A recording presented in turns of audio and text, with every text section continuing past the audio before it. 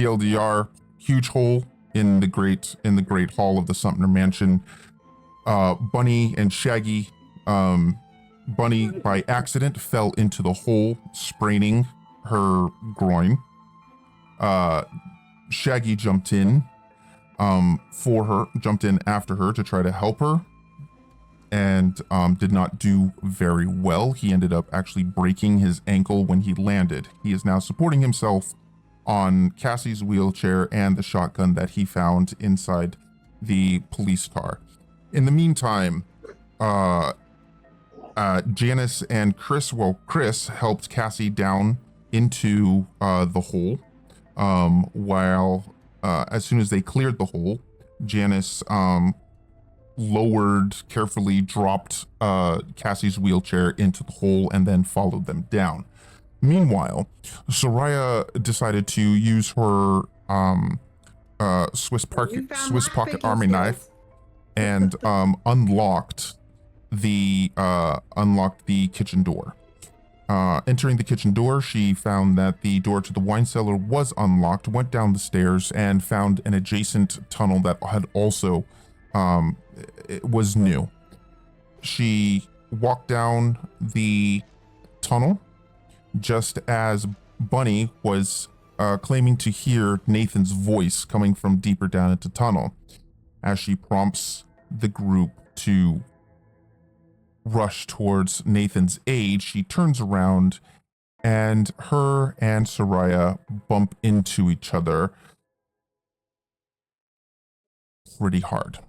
Not hard enough to do anything, but they definitely surprise each other, but nothing too hard. And she came from the kitchen. Yes, and she came from the kitchen. At this point, it looks like Janice's player has arrived. So if you guys would give me a few moments, and in character, if you can just talk amongst yourselves real quick, I will be right back. I give you all the same. Did I hear someone say kitchen? No. No, Shaggy. you can't, Shaggy. You're hurt. I mean, I heard kitchen, but I don't think it has any food in it that you're gonna probably want to eat. Yeah, you're just gonna try and bottle How off. long ago were the people here, though? To be How long fair, has this though, been empty? Shaggy eats dead killer Venus flytraps, so you know. I'm trying to be healthy, I'll have you know. Just because there's probably nothing in the fridge doesn't mean there's nothing in the cabinets. Where is this you had kitchen to go you speak say of? that?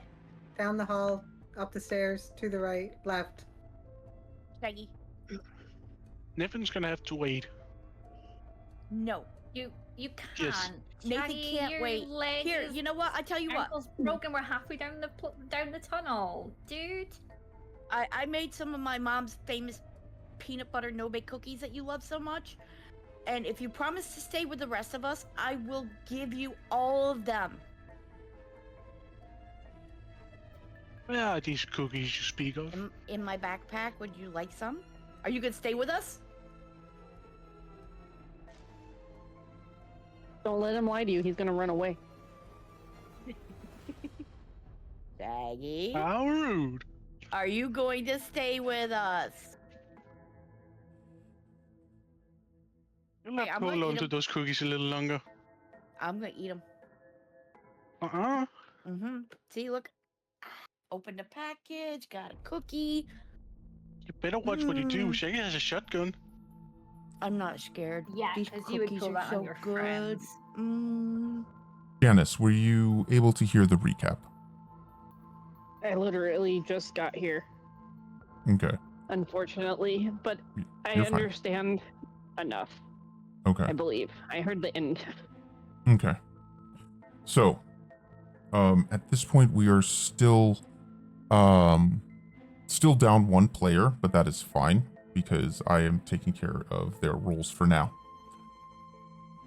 You are all now in this large 10-foot diameter tunnel. The walls and the ceiling are covered in mainly moss. but there are vines and large leaves also covering the walls and the ceiling of this large cavern. Underneath you, it's more traversable. There's small vines, but primarily there is a an earthen path that leads you guys deeper into the tunnel.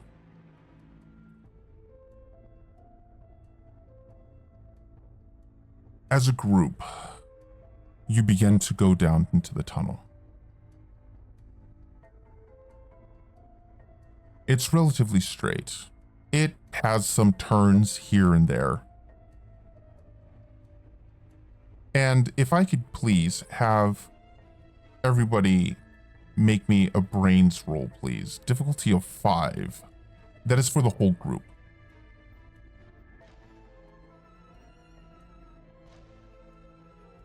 Wait, a what roll? Brains roll, please. Difficulty of 5. What, everybody? Or Holy Yes, please, everybody. sorry.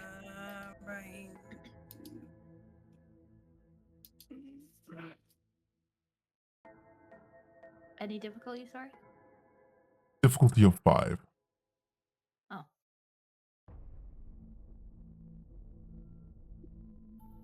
Oh, thank God. Where's Chris's roll? Or, yeah. I just made the That's what we roll. just did. 9. Oh. Chris I got a see that. 9. Once again, I am the dim one. Not by much, though. You still got it. Hold on, we're missing a roll, aren't we? We're missing Janice's roll. Janice's roll. Yeah, Janice. I'm trying. I'm It's doing okay. this on my phone because I can't Absolutely. sit at the PC. Mm-hmm. No Take your worries, time. Take your time.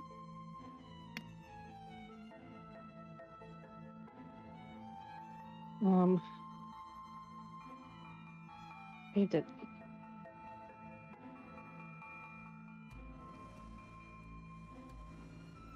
So if it's easier for you, Janice, your brains is a D12. Thank you. Mm-hmm.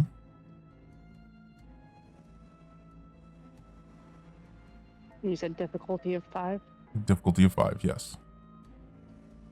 So do I hit the 5 Mm, or do I just hit the D12? just hit the D12. There you go. You got an 8. So everybody made the check.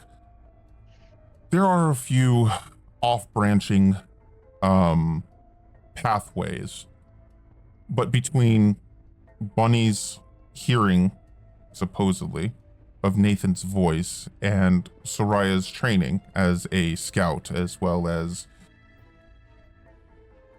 Cassie's innate ability to know which way is north,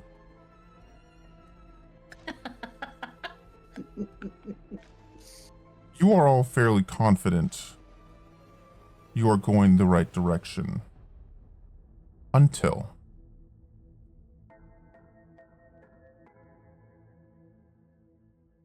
you hear what can only be described as a slithering sound. Oh my God. Slithering, not skittering, right? Like snaky, not spidery? Snaky, slithery. Okay, I can do that. I can handle snakes. I don't have a screen. Hmm? Out character. Don't like this screen. Oh, I love that. That's so cool. You see one of the plants, one of the leaves, start to move in the shine of your flashlights. And out from underneath the plant is one of these mutated Venus flytraps. It's not very big, possibly 2.5 to 3 feet tall. Comes up to about everybody's waist, thereabouts. It walks on its vines in a very odd, shambling kind of motion, almost like an infant getting used to its legs for the first time. It stops halfway in the path and it turns its Venus flytrap head towards you. You hear what sounds like a hissing sound coming from it. Can I have everybody please roll me a arbitrary flight check? And I'm sorry, Cassie, what did you say? How is it doing Arbitrary that? flight check. An arbitrary, everybody roll me a flight check, please. Do you happen to know my flight? I will give it to you here. Your flight is a D8. Oh no. My flight has a -1, by the way. Mm-hmm. And I don't know how to take away from that. And where Technically, it that's a pops one. up, where it pops up as a modifier, you just hit -1. But Oh. Shit. okay, so basically, this is going to be our version of initiative. Okay. So What let's last? see, we're doing Shaggy with an 8. We're doing Bunny with a 7. Soraya, what is your flight die? My flight? Yes, your flight die. 6. Okay, roll your flight one more time for me, please. Okay. But I have a +1, so. Mhm. Yes. Okay, so the next is going to be Chris.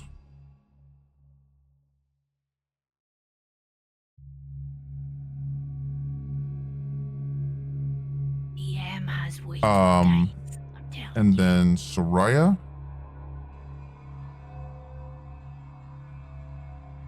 And then it is going to be Janice. And then Cassie will be last. And that is how the group plays out. Now, let us see when the plant goes. The plant will go. Janice both have a D8. Janice, could you roll your D? You know what? Janice will go before the plant, and the plant will go before Cassie. Oh, wonderful. Okay. That being said, Shaggy, seeing as how you are using the shotgun as a impromptu crutch, along with Cassie's wheelchair, you go first. What are you doing as you see this large mutated Venus flytrap standing in your way? How far away is it? At this point, roughly 15 feet.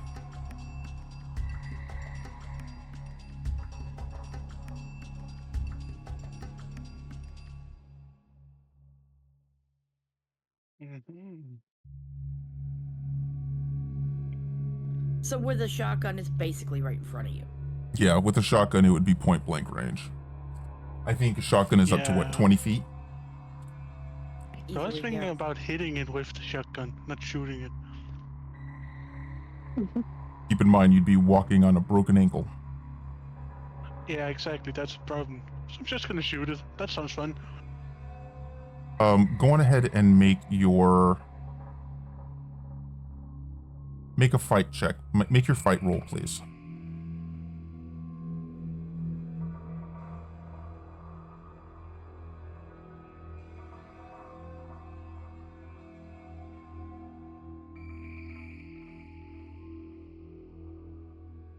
Now, make a grit check for me, please, Shaggy.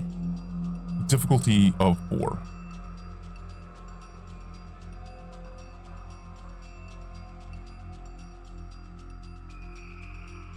Do you have any adversity tokens that you would like to use? Oh no. I used to. You'll use 2. You lean on Cassie's wheelchair and level the shotgun at the plant. And you pull the trigger. This is a relatively effective success. So tell me, what happens when you shoot it? Shaggy, what happens to the plant? I hope it explodes. And that it does. You shoot it. Let's go. The shotgun goes off with a loud bang. If everybody could please roll a grit check for me.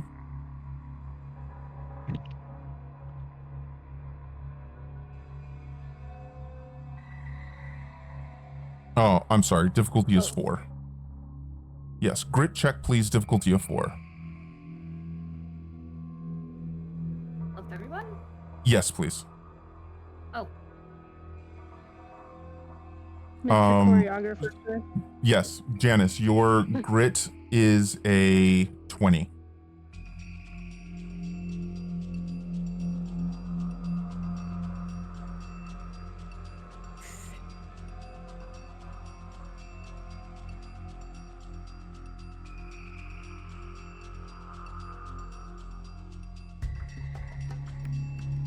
Let's see, we got Cassie, we got Janice, Soraya, Chris, and Bunny. Bunny, would you like to use any adversity tokens? Yeah, 1. The shotgun goes off with a loud bang. Bunny, for the most part, your ears are ringing, but you're not deaf. Everybody else, your adrenaline is pumping so hard, it doesn't matter. As the plant literally explodes in front of you.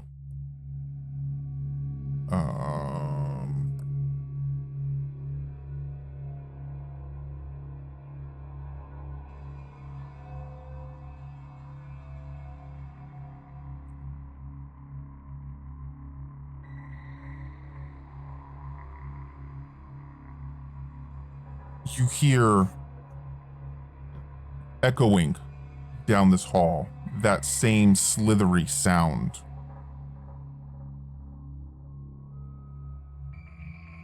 As you see a small group of about 4 more of these creatures coming out at you. Bunny.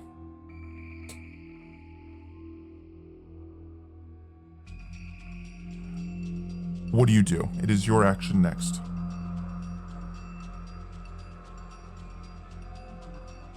And you said that there was several paths. At this And- point, they're all behind you. Okay. Quite a bit ways behind you. And how far away is this group of 4 that's slithering at us? At this, right now, they're emerging from the dark about 20 feet. Now, I would say 25 to 30 feet. Okay. As they seem to be basically emerging from the large leaves that are lining the walls. Okay. I'm going to get my squirt gun out and have it prepped. And hope these things come at us with their mouths open. Okay, you are preparing an action. At which Correct. point, if you so choose, you can take half of the die when you go to attack, depending upon what the difficulty is that I give you. Not quite sure And what that I means, will but- not. Well, it means if I give you a fight check, you can take half the value of your die instead of rolling it. Now, that could be good or bad depending upon what difficulty I set for you. Okay. I genuinely have no idea what Chris would do at this point. I don't think she would run at them. pretty sure she'd be standing shoulder to shoulder with me. Buddy, do you have any hairspray? Oh, Still think we I should have- light these bitches on fire. I have acetone-based nail polish remover. I don't think that burns. It does. It's highly flammable. So we could Don't ask how I know that. just like spray it and then light the fire. Yeah, but it's liquid. It's in a bottle. You could stick a cloth in it and throw it like a Molotov. There might have been some cloths back in the kitchen. Don't send Shaggy. That was so. You guys have been walking for about 10 minutes. So if you wanted to go back to the kitchen, it would be probably take you a total of 20 minutes to get back. In which case, this would be over. Unless you all went. Oh, can I also? I had some practice with my power, but I have a question about Yes. my power. Yes. Can I, since I've had some practice, can I try to use it to establish a link with Nathan so that we could just communicate? Let me think on that. Or okay. Chris also takes out her squirt gun and prepares. She also takes the shield from her back and places it in front of her. Soraya, what do you do?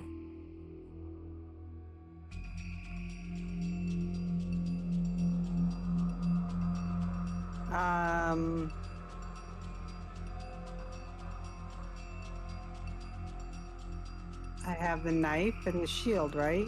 We still have the shield? You have the shields, you have the knife, you have the butcher knife, and you also have your squirt guns. Okay, so then I make sure my squirt gun's handy, like put it in my back pocket or something. And then I have the knife and the shield out. Janice. I mean, I don't... Okay. Janice, so are you holding ready, Soraya? Yeah. Okay. Oh, the shield up in front of me. Okay. Shield is up in front of you. Now how do you have your knife ready and how do you have your squirt gun ready? The squirt gun is muzzled down in my back pocket. Okay. And the knife is in my knife hand. No, right-handed. It's my right hand. Shield's Okay. on my left arm. Okay. Janice, you do know that, let's see, I can't remember someone please remind me if you do remember when you guys were establishing who Janice could hide behind for protection. Was it you, Soraya, or was it Chris?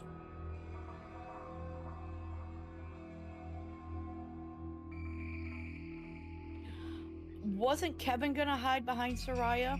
Okay, yes. So therefore Janice is available. So therefore Chris is who's willing Kevin? to. Did we find Kevin here? No, not yet. You have not found Kevin. Wait. Yes. Why are we talking about Kevin? Because this was a plan that was established a couple episodes ago. When you guys were making when they were making the shields and getting geared up for this. I apologize. Oh, right. So Oh, Janice. Yeah, no, I remember now. Janice, you do have a squirt gun with some acetone in it, as well as a couple bottles, I believe, of acetone. What would you like to do? As these plants are about, like I said, 25 to 30 feet away from you, and everybody is pretty much getting ready for them to advance. Same thing. Prepare. Chris Can you tells hear you, yes, Chris tells you that you can, if you would like to, hunker behind her, if you would like.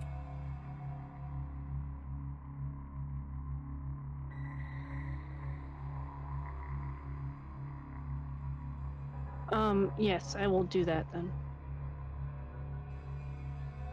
As you get behind Janice, you see the plants, even though they seem unsturdy on their feet, shambling. Their shamble almost turns into a sprint as their spindly leg-like tendrils start almost circularly propelling them forward, their tendrils moving in a circle as they continue forward, with a couple of tendrils hanging right beneath them, giving them stability as they rush towards you. How many? There are 4 of them. 4 of them. Yes. That's about the size of the ones we were in the construction site, or? About the size of the ones that you just met. They're about 2.5, 3 feet tall. They come to about your waist. 6.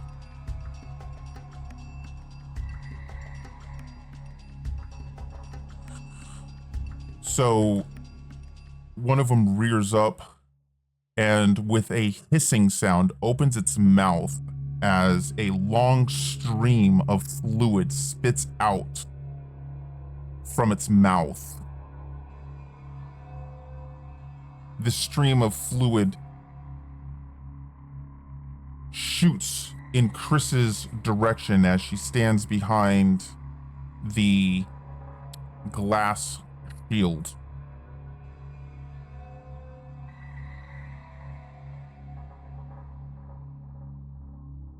And it rolled for its attack, getting a 10.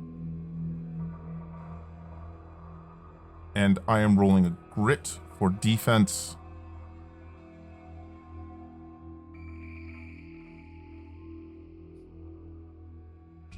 With a plus Do 1 the shields modifier. give us any modifiers? Oh, yes, they do.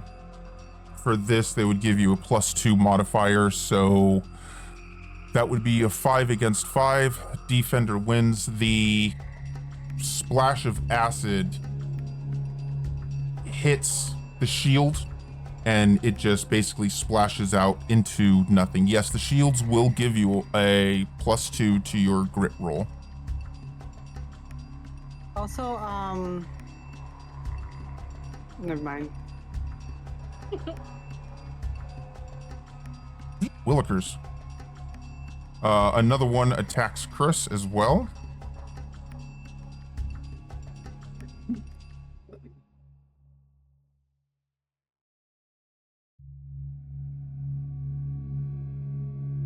Oh my. Don't you do it.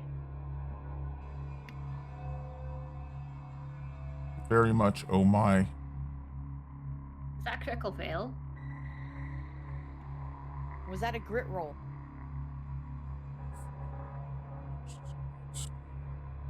Wait, was that Chris's roll or the monster's roll?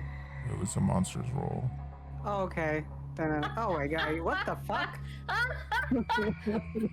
Are you okay tonight? Are you a little broken over there, choreographer? The fuck? The second plant Fighting us here. moves forward, and you hear this hissing sound. As it continues to move forward, you see steam emitting from its mouth, and then you hear like this gurgling sound. And its head just spontaneously explodes. Blow It just- itself up. And you can almost see this concussive wave, this force wave. You can almost see the force of the wave as dirt, dust, plant particles just move in this sudden shock wave as it spontaneously explodes. Your God in heaven.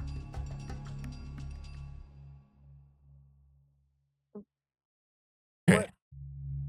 Shaggy. Plant number 3 rolls up and opens its mouth and begins to hiss.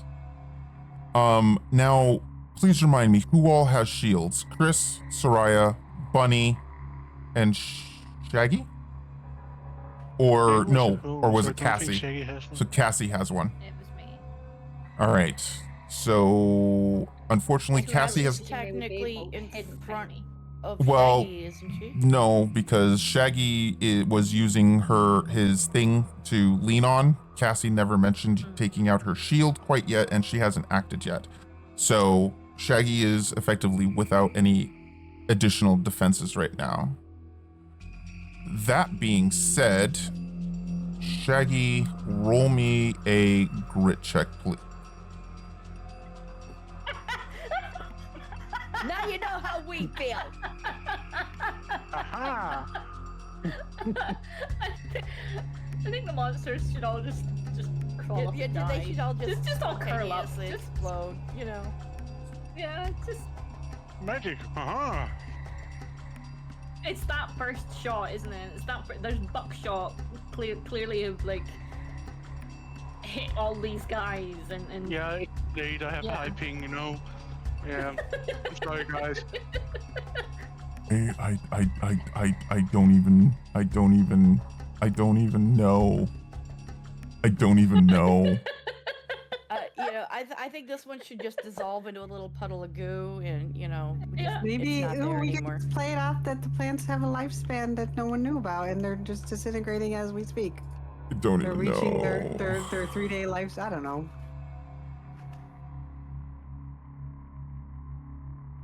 Oh, for God's sake. These are like the most clumsiest plants in existence. Supposed to be such a... I mean, they're baby plants. I mean, you know what? This will work though. That's fine. So the second plant moves forward towards the other plant that was attacking Cassie. It hisses as well, and you see again it starts to bubble and hiss, and it also explodes, but it is a little too close to the other one, and it causes that one to explode too. And oh, damn. now there's only one of these left, and it attacks Shaggy.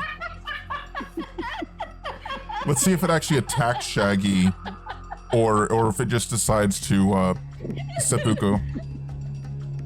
Oh, great. Okay, awesome. Shaggy, Finally. make a grit check, please. Difficulty of 5. Welcome decided to not be retarded. I know, right? Yay, Shaggy! So, Shaggy, Finally, this above the opponent. one rears its head back as it hisses, its mouth opens and spits this stream of acid out at you. You kind of move a little bit to the side as the stream of acid passes right by you. These poor plants, they never stood a chance. I mean, what I mean is, Cassie, what are you doing? Pissing As- myself in laughter, clearly. Absolutely. I mean, just watching these things come at us and then just all spontaneously explode. It's just like, oh. I mean, you know, kamikaze maneuvers are not completely ineffective. Usually they kamikaze at you and then explode when they're like at least in front of you. They don't tend to do it way over there. What can I do? I guess I'm just gonna lift the shield just in case. That works. Shaggy.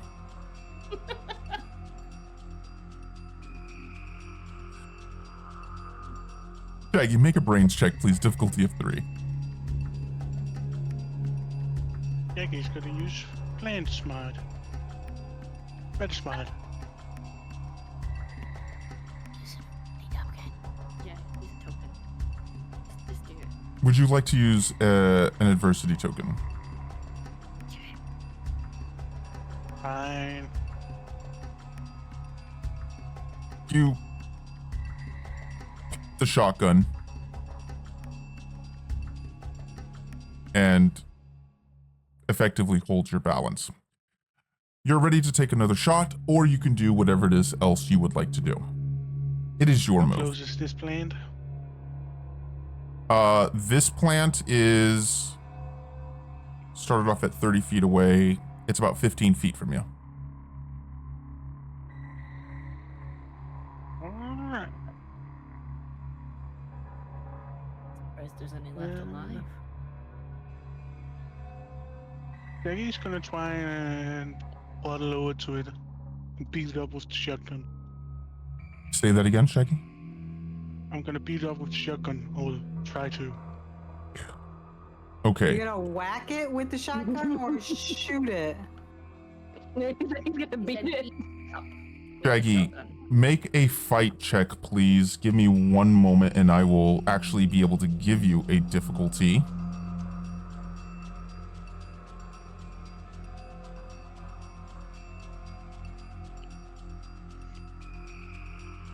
Make a fight check, please. Difficulty of 10.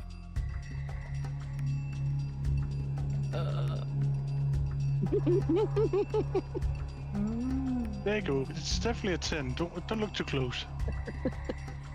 I will not give it the squint check. Shaggy, you move forward, and as you hobble a little bit, the pain in your ankle courses through your body. You lose your balance, and you drop to your knees, slightly in front of Cassie at this point. Bunny, this plant is, again, 15 feet in front of you. What do you do? Is its mouth open? It spit, so yes, it is currently open. Okay. I am going to take 2 steps forward and empty my squirt gun into its mouth. You won't be able to empty the squirt gun, but you could take at least a good 3 shots into its mouth. You have been preparing this, so I'm going to give you an option before I give you a difficulty. Would you like to take +2 to your roll, or would you like to take half of your fight die? +2.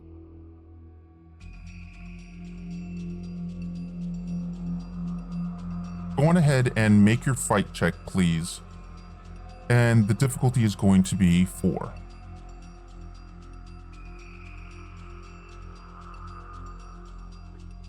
Using an adversity token, my last one.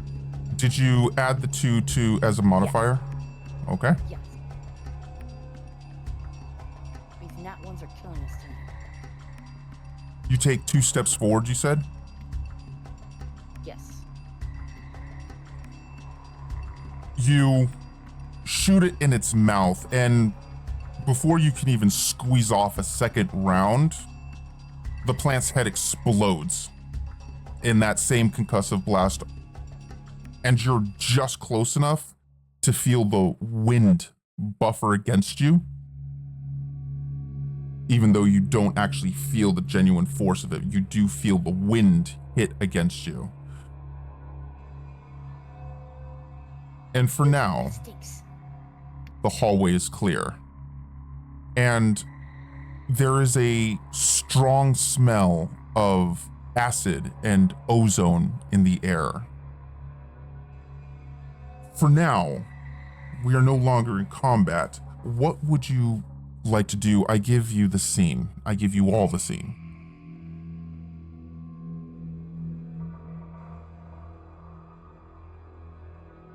Guys, we have to find Nathan now. He says he doesn't know how much longer he can last. They're experimenting on him. Help me get Shaggy up. We have to go. All right, I'll grab his other arm. Anybody else want to help? I mean, he's right in front of Cassie, so if we can get Cassie forward, we can help stand him up and have him grab onto her handles of her wheelchair. And Soraya, what are you I'd doing? like to try and search for Trisha. You're gonna Oh, search you for mean I'm treasure. gonna kill the plant? No, I'm. That sounds about right. Holy fuck. we're going forward, I guess? Yes, we're trying to find Nathan. He's screaming in my head. He's being experimented on, he said.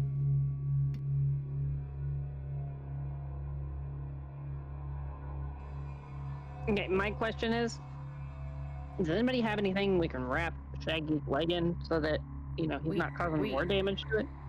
We already, I tore up one of my Shaggy's- shirts and did my best to wrap it, but it was pretty crappy. Yeah, he does have some clothes wrapped around his ankle. It's not the best Okay. wrapping you've seen in your life, but it appears to be Hey. working. I'm a kid, what do you expect?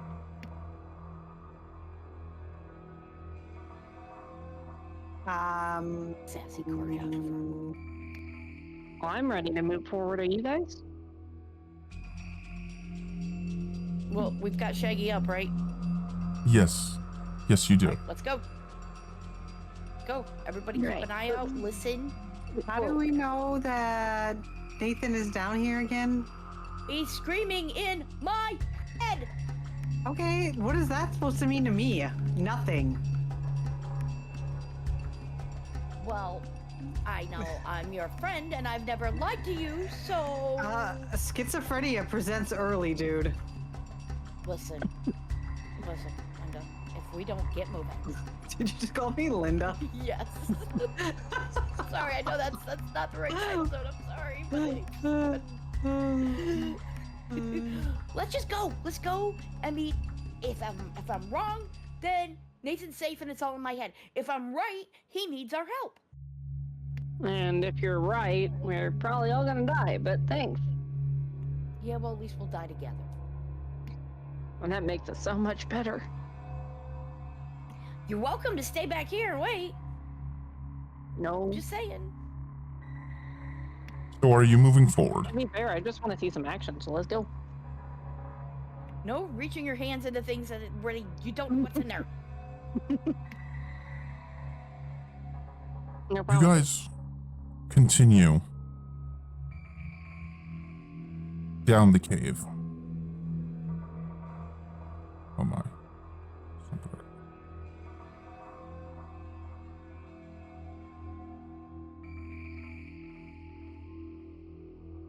You enter this cavernous room. You see multiple cocooned pods.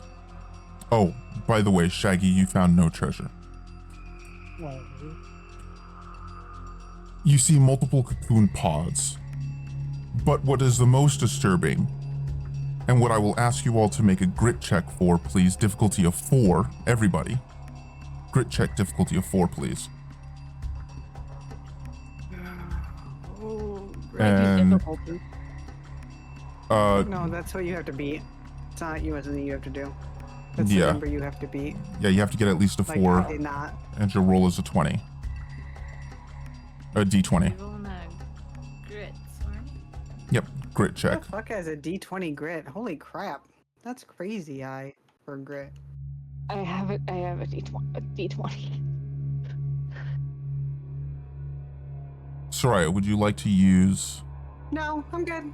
I'll throw up or cry or whatever. I don't fucking know. What are you gonna throw at me? I will let you decide what to do, but what is the most disturbing portion of this scene is that on one of the walls, you see what looks like faces that have been wrapped in leaves. It's their mouths are agape with terror, but their entire faces have been covered in leaves, almost as if they had been Human plastered. faces? Yes, human faces.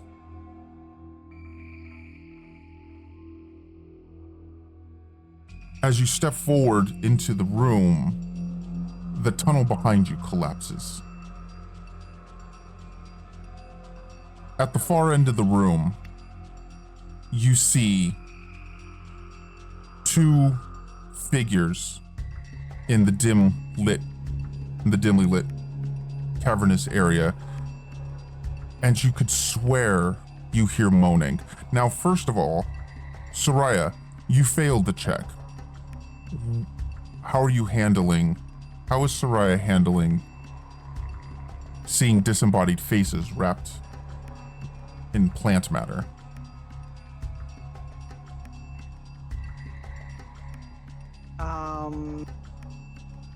Probably gonna gag, if not vomit.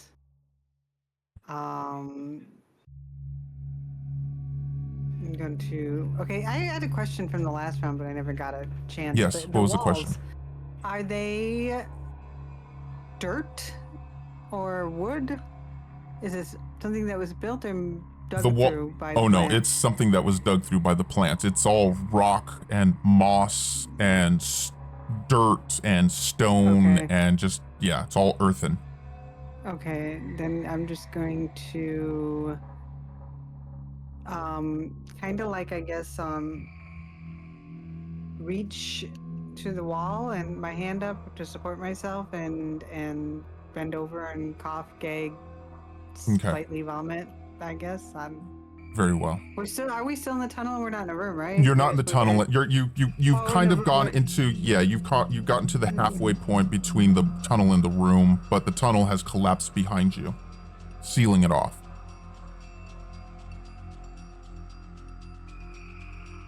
There are two figures in the room ahead of you.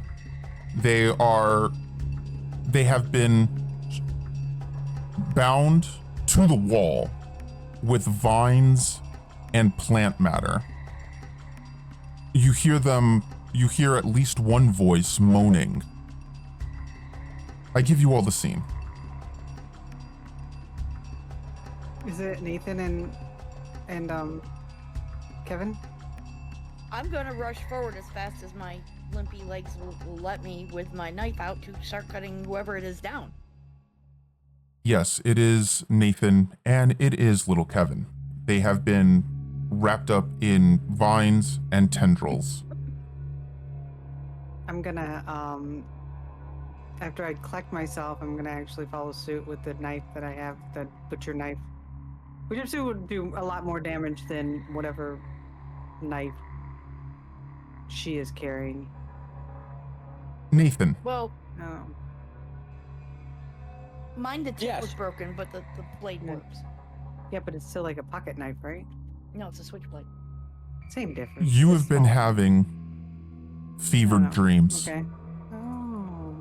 You open your eyes and once again, you see your friends coming for you. Their faces, a mixture of fear, relief, and determination as they start hacking away at the vines and the foliage that have wrapped around you. Your Not head, hacking? Are you crazy? We could hurt them. your head lolls to the side and you see little Kevin bound to the wall along with you as you feel for the first time in however long you've been here a sense of realism start to sink in. Like, this is your reality. This is real. I give you all the scene. I'm gonna be like, Bunny, be careful you don't cut them. She's over there hacking away. He said I was hacking. Slicing from the outside or from the inside out. Because yeah, Nathan, are you okay? Talk to us. Oh, hang on. I'm gonna cut away the vines and stuff around your mouth so you can talk. You cut around the vines, a small pulsating globular, almost like,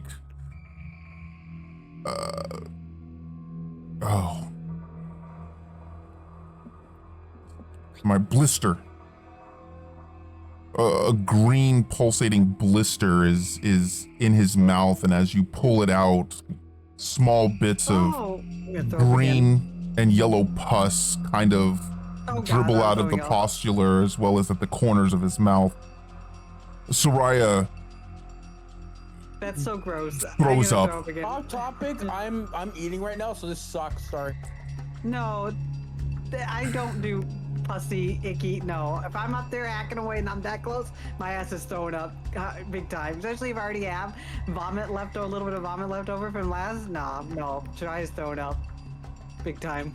Nathan, you take a deep breath for the first time since you can remember. And at that, I give you all the scene. I thought you guys were never gonna find me here. I'm sorry, Nathan, What are I you heard you. Doing? Oh, no. No. Can't What do you mean? talk. What am I doing? No, what? How did you I get didn't here? finish. I'm sorry. I'm gagging still. I can't talk. I'm still like talking and no. I'm continuing to cut him free, and you let me know when he's free and what our progress on little Kevin is. Chris goes over and starts to free Kevin. Janice, is there anything that you have with you to assist Chris in cutting cutting Kevin free?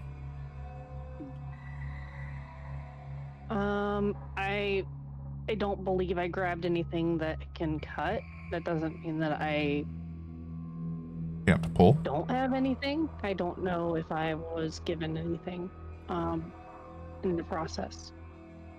You weren't given anything in particular. So no, I do not have anything. Okay, so what are you doing at this scene?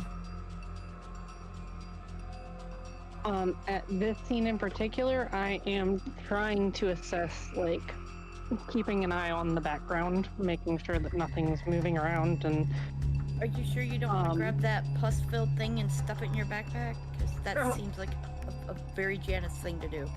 I was thinking about it, but I didn't want to just grab something without you guys, yeah, every time I grab something or reach my hand in something, we always end up almost dead, so I'm trying to be... Is it okay if I grab the green thing? Say again, Nathan. Nathan would want you to grab it, yeah. Okay, so I grabbed the green thing. I said Nathan would want you to grab it. Grab it. Janice, you take the small bit of pustular blister covered vine and put it into your backpack. Cassie, what are you doing at this point?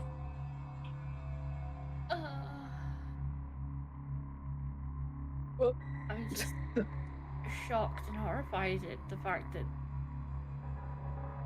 there's faces everywhere. The fuck? Oh, also, There's something about yeah. Kevin?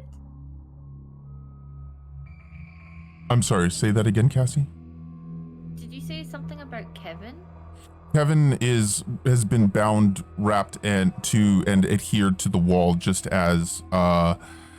like Nathan is, except for Kevin seems to be quite a bit more out of it than Nathan. Oh, that's not He was good. probably more recently drugged. He just got gone tonight, so his drugs are probably still more recent. I'm assuming they were drugged. Yeah. Yeah, I mean, who would drug them? Kevin's also smaller and younger, so it's Yeah. gonna affect him more. Yeah, Also, true. I'm glad we didn't burn the house down, but can we burn the house down now? No. Before we do that, have can we to make keep- sure? Wait, you wanted to burn the house down while I was in here? What the hell? No, you were in here, and this house needs to go. Can we try and save Kevin first? I didn't mean. I said after we Wait, save hold our on. friends. Kevin's here? He's right next to He's you, over dude. there. Oh, And damn it, Kevin! Can As I you- try and reach up and help? So Saying yes, I you was can. trying to do something. Yes, you reach up and you start pulling at the vines that Chris is cutting off. And Nathan, as you turn your head and say, "Damn it, Kevin," it's about the same time when he becomes loose enough and he just falls limp into Chris's arms Onto me. and kind of onto Cassie's wheelchair lap. His eyes I'll flutter keep a hold of open. him. His eyes flutter open as his eyelids flutter open, his eyeballs kind of move side to side, and then he just kind of closes again. Cassie, you can feel that Kevin is breathing, but he's Nobody unconscious cares, for he's whatever reason. okay. I'll keep a hold of him here on my lap. It's alright, Kevin. Nathan, make a Got you. grit check for me. No, make a brawn. Could you make that roll? Because I can't get into my roll 20 right now. Yes. Let's hope it's Also, not I'm one. no longer on the PC. Once again, I was trying, but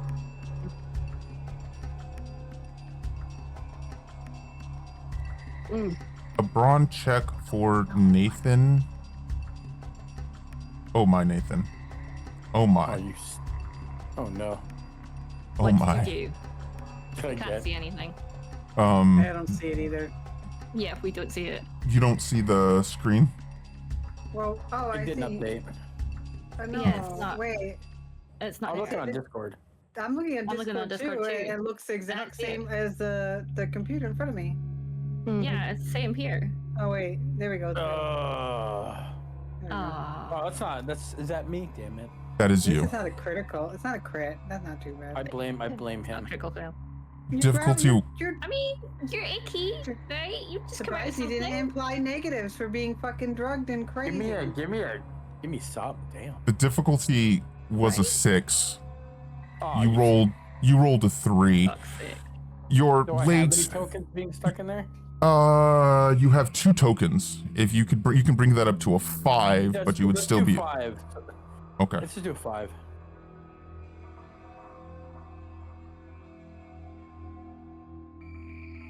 The atrophy has somewhat settled into your legs, has started to settle into your legs as they cut you free. Bunny, Soraya, make brawn checks as Nathan's body, as his feet hit the ground, his knees give out from underneath him and he starts to collapse forward, falling on top of the two of you. Could you please make brawn checks for me, please, Bunny and Soraya?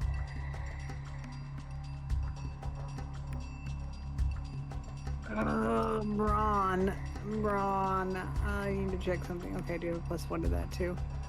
I'm gonna fail this anyways. What'd you say the difficulty was? You did play, did you?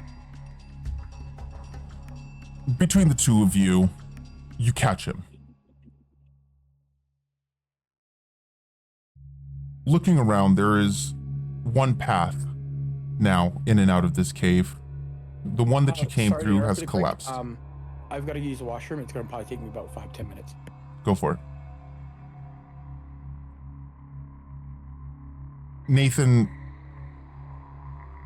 kind of looks at you, Bunny, and looks at you, Soraya, and he starts to kind of babble and just gibberish incoherently as he's trying to get his legs underneath him.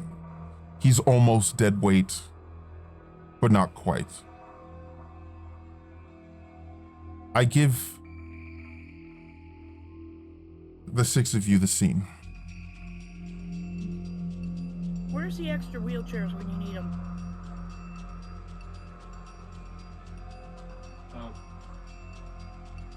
Alright, guys. I only see one way to continue. I say we do our best and try to get the hell out of here. is One there way to continue. any way that we can? Is there any way that we can makeshift at least a cane for him? With the debris laying around? There's nothing sturdy enough, and my question to you all is that I know Shaggy brought the shotgun with him that he could at this point be using as a crutch, but Yeah. did anybody bring the umbrella that you had thrown down with you as well? Don't think they did. All I have is my knife, my shield, and my Well, I squirt gun was in my handing backpack. it to Shaggy, and then Shaggy decided to use the shotgun, so wouldn't I still have it? If you didn't drop it, I would guess. I'll give you the benefit of the doubt. I'll tell you what, I'll make you roll for it, Bunny. Worst case scenario, you get an adversity token. Go on ahead and make a brains check, please. Difficulty of 4.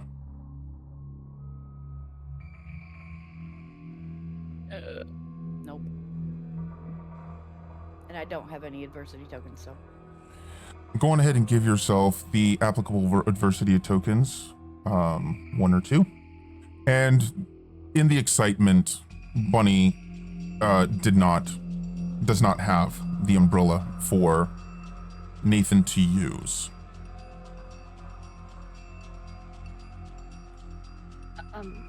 But we're just gonna have to prop him up and walk. I agree. But can I ask one question before we continue? Yes. On this little quest of ours? Oh. Isn't the wall moving? Do we need to save anybody else? Is there anybody else that we can save? I think it's only the heads on the wall, wasn't it? As you do look around, when you say that, you see there is one more vine-like cocoon that has been wrapped up. It is connected to another far wall, opposite of the only other pathway out of here. You can feel free to investigate it, check to see if someone's living in it, if you would like. Janice, do I you would wanna... like to. Okay, here, take my knife. I'm busy propping up Nathan, so... I'm gonna go over here and check this one out and see if there's anybody in it. Janice,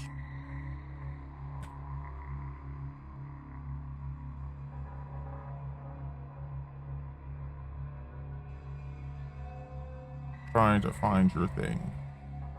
There's that one.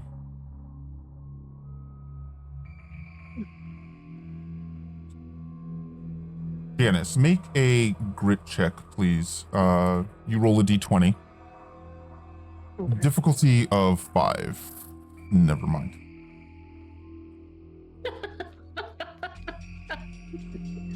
I like that. Difficulty of never mind.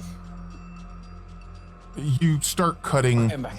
You start carefully cutting at this pod, and as you get to a certain point, it just starts to kind of peel and tear open as the half-dissolved body of what appears to be a police officer. You're not 100% sure, but it looks like it's wearing a police officer's uniform. Half of its body falls out of the cocoon, its torso up, while the other half has been turned into just this weird ooze that is just seeping out of the rest of the cocoon, and till it finally rips all the way open and the ground is coated in this red, mucusy slime. Under any other condition, this very well might have made you throw up, pass out, or otherwise lose your composure. But with everything that you've seen tonight, this is almost par for the course. Janice, I give you the scene. Oh my god. Yeah, that person's not around no more. Yeah, we'll just keep going, guys. I don't want to look at this no more. Janice, do me a favor, please. Wipe off my knife before you close it. Nathan, you had gone into a little bit of a lull, but your senses start to regain you as you start to feel strength returning to your legs. The scene is now, you are in a cavernous area. There is a tunnel or an opening above you. It is about 20 feet above you, but it's dead center in the middle of the room. There's no way to access it, but you can see the night sky high above you. Other than that, there is the caved in tunnel that you came in through, and then there is another tunnel that is going further underground. Bunny, make a grit check for me, please. Difficulty of 6.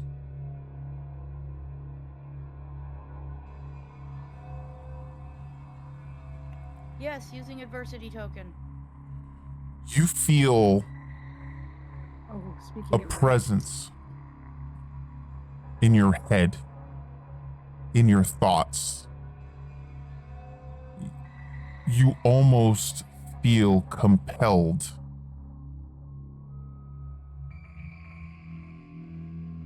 to blindly walk down the path.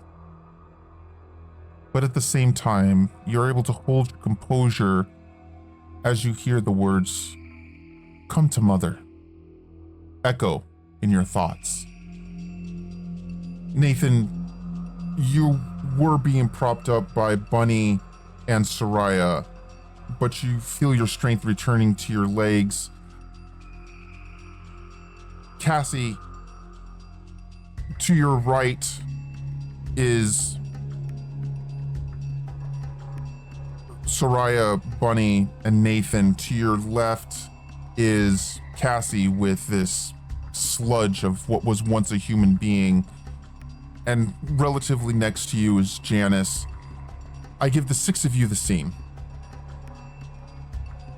I think you meant Janice was with the sludge of what she used to be. Yes, Janice was with the sludge. Chris is relatively close to you. I'm sorry. Yeah, I was gonna say, because I'm pretty sure I'm sat in my chair holding poor unconscious Kevin. Or unconscious Kevin, yes. Guys, you're not gonna Poor like this, unconscious but Kevin. our target is down this tunnel, and that's where we have to go. Why? We got our can't- friends. We can leave. We can't get out! The other tunnel collapsed! How are we gonna leave?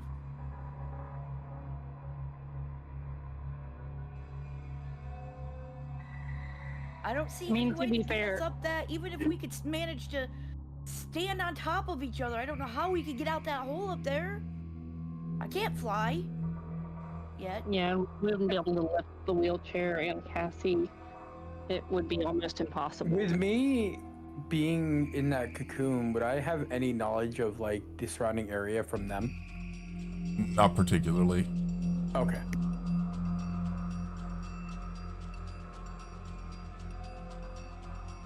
Nathan, you okay? Yeah. How long have I been gone? 2 days almost? Oh my god. I don't know what happened. I remember we had that cat, right? And then I went to go look around, and next thing I know, I was out. I was knocked out. Well, you dropped your book at the construction zone, and it's safe. What do you mean it's safe? Give me my book. Where is it? We don't have it with us right now. We'll have to. It's We'll have the to. police station. What? Why? Cassie, no! I'm sorry, I can't lie to him. Hi, I'm Cassie, by the way. I guess it's nice to meet you. Hi, but wait. Why is it at the police station? What did you guys do? Cassie did it. How could I do it? I have no idea what it was. It wasn't me. We were gonna go and get it back. Well, you're lucky I got more copies. But guys, I remember them saying give us it back. If it helps, I still have one Okay, in my that's good. backpack. It's on my back. Nathan, What? Nathan, listen. Long story short, these are lab-created plants By the sump turds. by the some turds. Them yes. again. Great. That's Yeah, wonderful. but listen, dude. This is important, and you're gonna find this fascinating. Oh, you're in the basement of the sump turds, by the way, if you didn't know that. What? Well, technically, I think we're outside the actual house bounds and just underground. Okay, because I'm we so can confused. see the sky. You're gonna have to catch me up later, but right now we gotta get out of here. 'Cause I don't want to. I don't want to go back They in there spit again. acid, dude. They Oh. spit acid up to So 50 feet, 3 Why do times we in a have to row. go forward? Because that's the only way to go. But you said that the big monster's down there. Okay, it doesn't change the fact that it's. Are you a gopher? I mean, it's the only way we could go. We don't have another tunnel. I Soraya, wish we didn't have to, but we do. Soraya, make a grit roll for me, please. And I will give you the difficulty before you roll.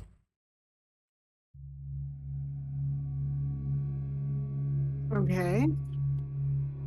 You're gonna give me the difficulty before I roll? Yes, give me a second. Too late. Oh, of course.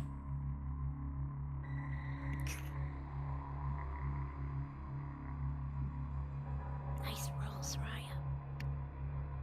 I'm not throwing up again.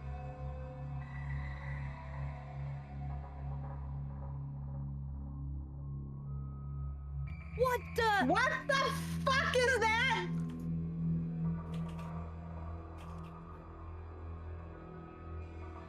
Soraya, as you're listening to Bunny explain to you why you have to go forward,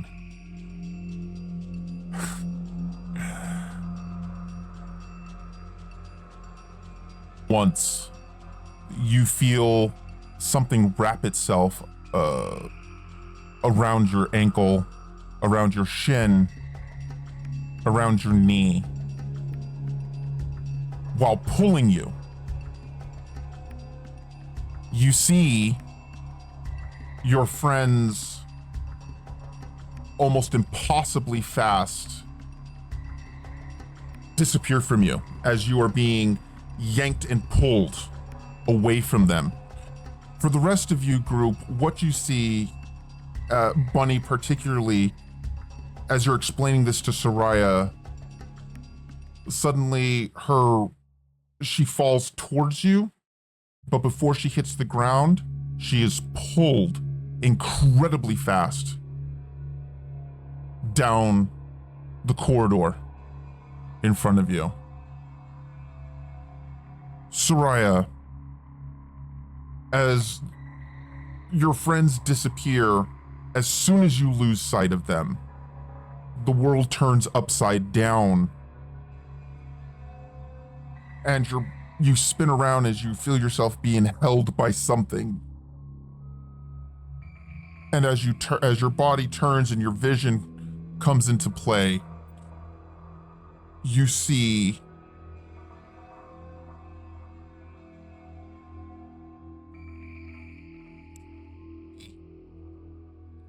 a 7-foot tall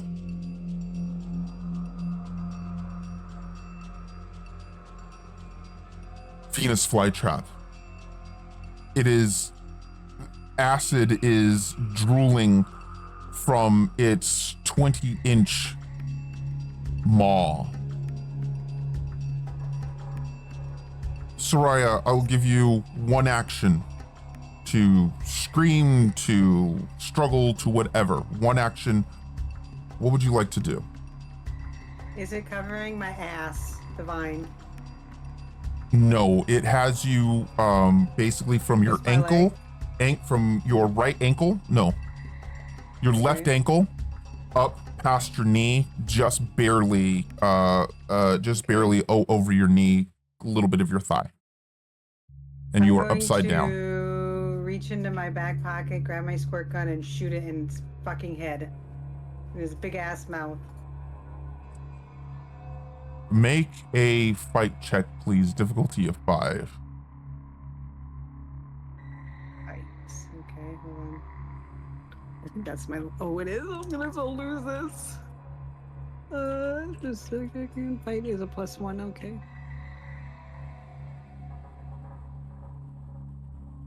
Ah, fuck! I got 2 adversity tokens. I used 2 adversity tokens. You squirt it in its mouth. You squirt it at its face, at its mouth, and you feel this concussive blast, this wind hit you. But to be honest, it seems to only piss it off. You can see that you've done some damage to it, but now it looks like it's getting ready to eat you. Now, we go back to the rest of the group.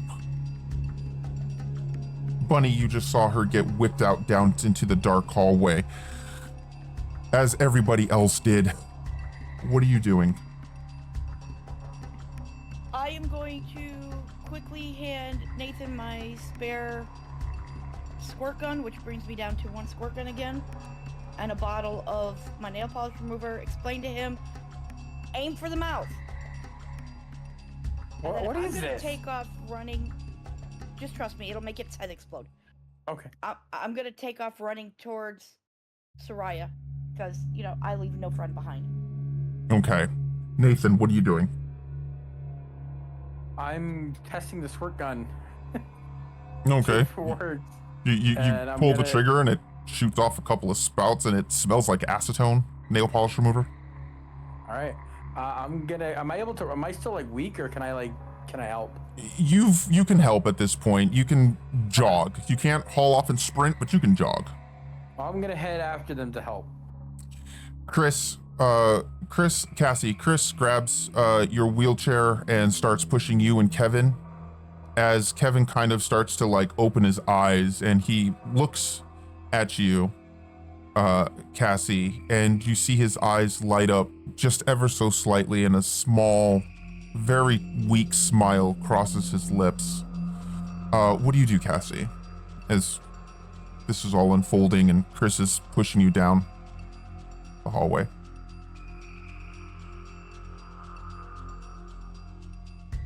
I know if Soraya could see this, she would be happy. I was thinking the same thing.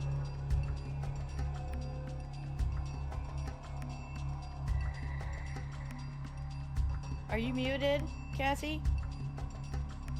No.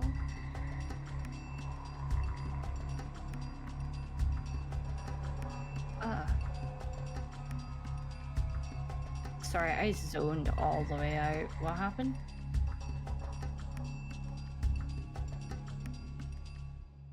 Long story short, Soraya got nabbed by the vine. It's trying to eat her. She Mhm. squirted it in the face. Nathan and Mhm. I are running towards it. What are you gonna do? Fuck all I can do. I've got an unconscious Kevin on me legs. Well, you could, prepare a defense or maybe an attack. Sorry, I was muted. Little Kevin opened his eyes and looked at you. His eyes lit up a little bit, very weakly, and he smiled slightly as Chris is Hey, pushing Kevin, you your way. down the hallway. You feeling okay? Wait, you're the new person, right? Yeah, Cassie, remember? Yeah. I remember. What's happening? You got caught by a person plant thing. Everybody, we got Nathan. We got you. It's okay. We're trying to get out. Do you think you can stand? I'll give Or are you just. still a bit? Oh gosh, I just need to relax a little bit longer. Okay. Do you think you could help me hold this shield? I can't hold you and the shield. I can try. If you put your hand on one side, on that handle, I can put my hand over and under. We can squiggle it. If we both hold the shield, it'll be okay. And Kevin kind of looks forward and holds one side of it as you hold the other. Janice, what are you doing at this point?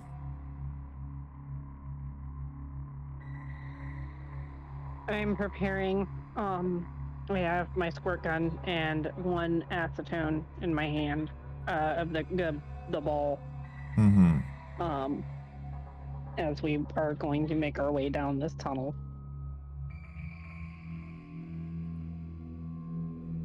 Figure better safe than sorry to go ahead and have stuff in my hand.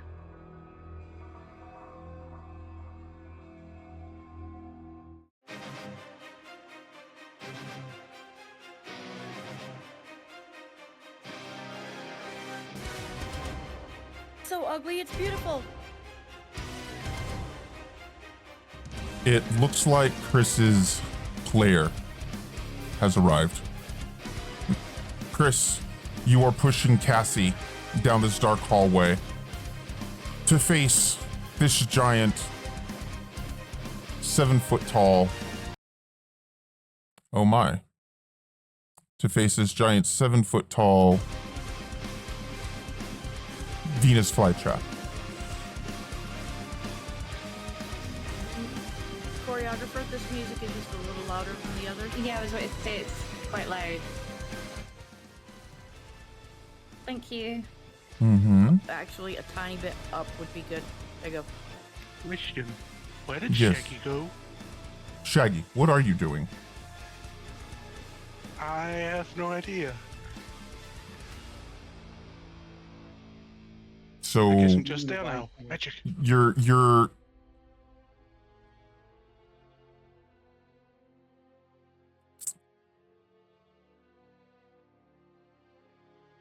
Oh, you're fine, Liz. At any point, you can feel free to take over for Chris. Shaggy, Did I miss anything about what Chris is doing that I need to know before I take over? you are pretty much I know I'm pushing pushing Cassie down the Cassie, hall, but not really. Nothing extraordinary. Okay, so anything that I don't know about because I haven't been here, Liz has just been, or Chris has just been off in her own little world in her own head. So Kind of been helping cutting people free and stuff like that. Shaggy broke his ankle and Bunny has sprained her hips, thighs. You guys Fine. found Nathan and an Bunny unconscious sprained her crotch. Okay. Yes. Yeah, it And was a Soraya's whole bouncy about to be thing, and yeah. eaten by a big ass fucking plant. And we found Nathan and an unconscious Kevin. Yes. Oh, unconscious Nathan too. Yeah. Although Kevin is quite a bit more unconscious than Nathan is currently. And we Shaggy. are trapped. We only have one direction to go, and that's the direction that Soraya just got dragged off, and the big plant's trying to eat her. Oh, okay. Well, I'll be here.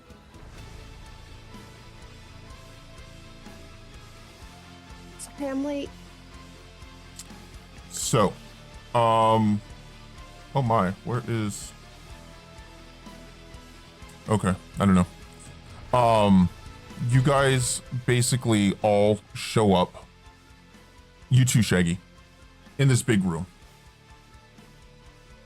bigger than the other one, large enough to accommodate this giant Venus flytrap. We're gonna go based off of the same initiative that we had last time, unless you guys would like to re-roll your flights. Currently Shaggy would be going first, then Bunny, then Chris, Soraya, Janice. I would like to re-roll if we could. Okay, let's re-roll then. Everybody go on ahead and make your flight checks, please. And Janice, yours is a D8.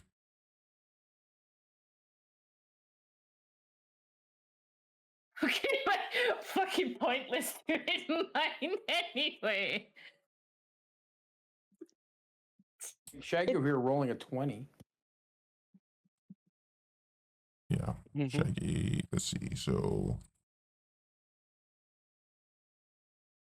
let me see, that's a 20, and then a Soraya. Shaggy And should have then... a debuff that if he gets whatever he gets, he has to eat half of it.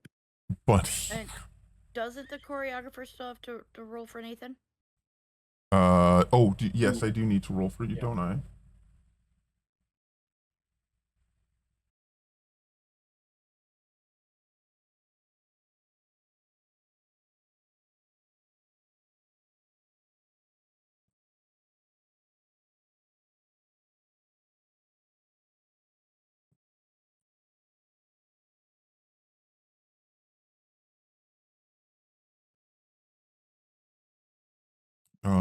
So then that would be Nathan, Bunny, Shaggy first, Janice, then Nathan, then me. and Chris. And now,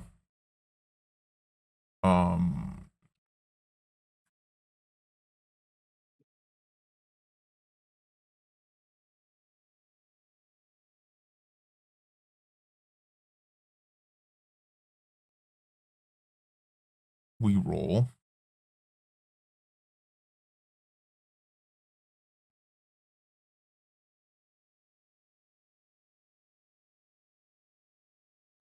me see. That is after Janice, before Chris.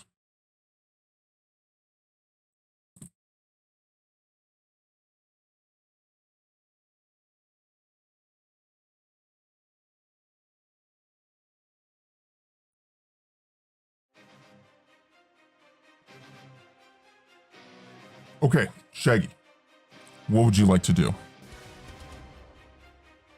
How far away is the tentacles grabbing the person in there? The tentacles grabbing Soraya. I mean, you have the bit that has her leg, then you have the bit that kind of like goes down into the actual body. The creature itself, altogether, is about, from the entrance of the room, 20 feet away from you.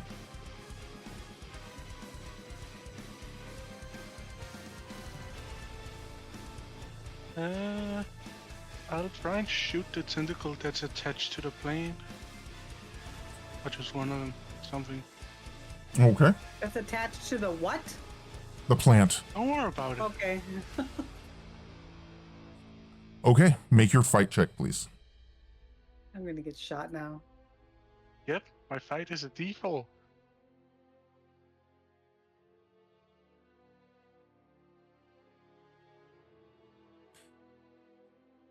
You take a shot at the plant, and a small spray of yellowish green fluid spray out from its body. As you take a small chunk of it out, the plant growls and hisses as it swings Soraya back and forth. Bunny, what do you do? I am going to trust that Nathan listened to my suggestion of shooting it in the mouth with the squirt gun, and I'm going to run over and try to grab Soraya so that if she drops, she doesn't clunk her head and kill herself.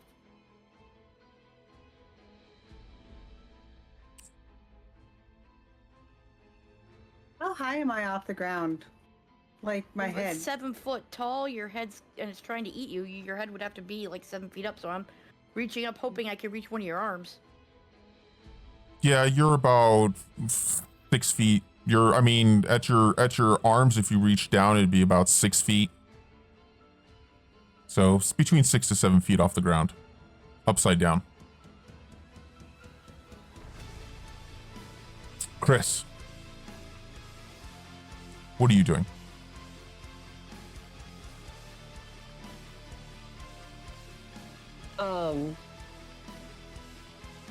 I'm assuming that I probably don't have my squirt gun out. You don't have it out, but you do have it. You also have your shield as well. Okay, so I guess I'm gonna start trying to get my squirt gun out to shoot it.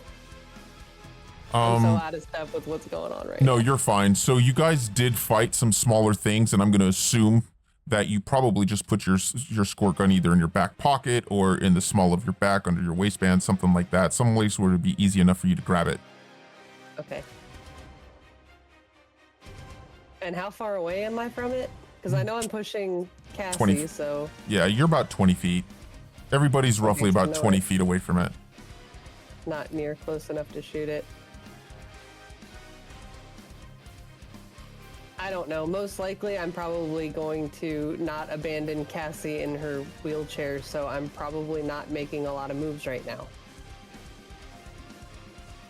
Okay. Soraya. How big is this big plant again? About 7 feet. Okay, so this squirt gun's gonna be used.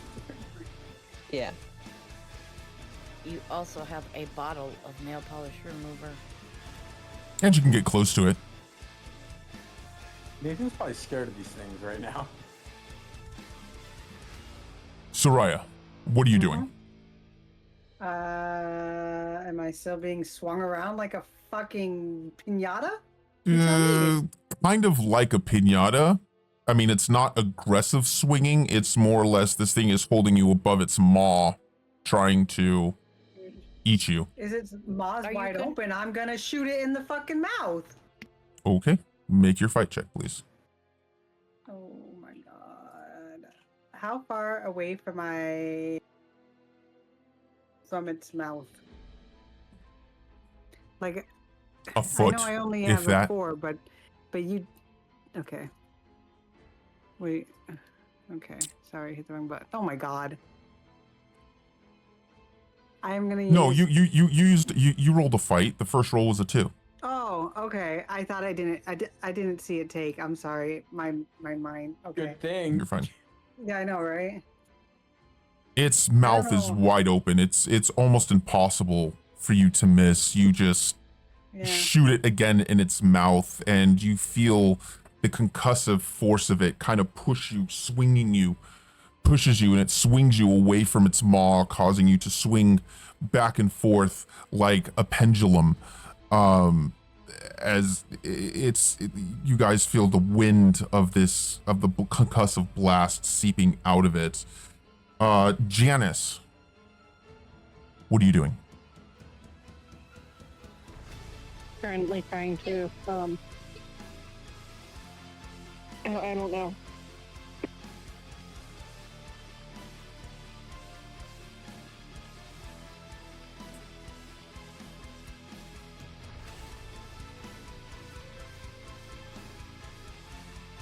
So sorry. You're fine. So I currently have a squirt gun in one hand and a ball of the nail polish remover in the other. Yeah, a bottle of How acetone. far Yep. away? Yes. How far away from the plant am I? About 20 feet. About 20 feet. And I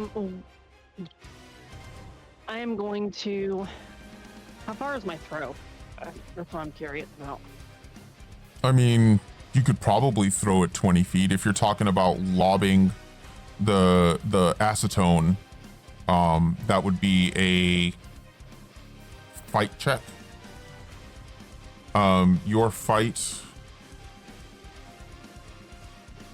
is a D6. That's not a good chance. Not from that distance.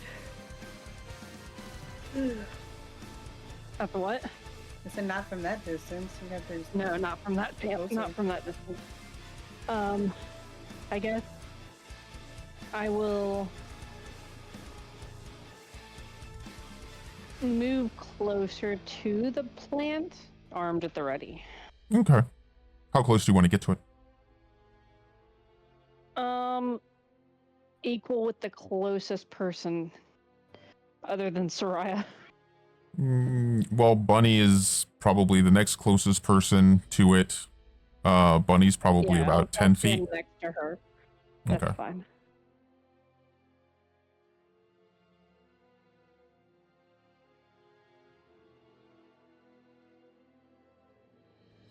Five, 6.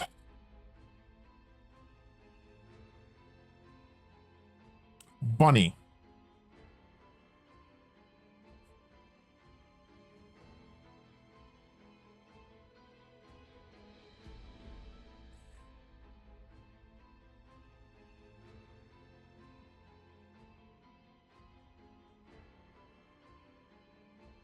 Bunny, make a flight check, please. Difficulty of 2. The plant swings another vine tendril around to try to hit you, to smack you. And tell me how you dodge out of the way. Well, I'm short, so I duck. Very well. You duck out of the way. Cassie. Cassie, little Kevin kind of starts to position himself on your lap a little bit more to help you.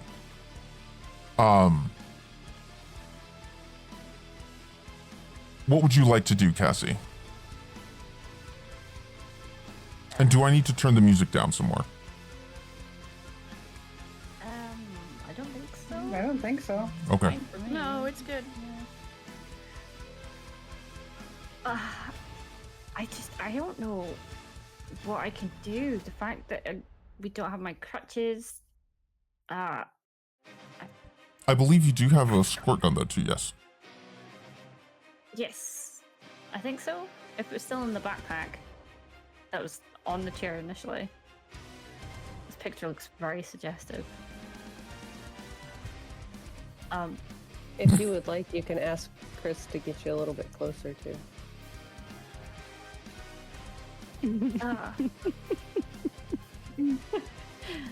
Okay, Kevin.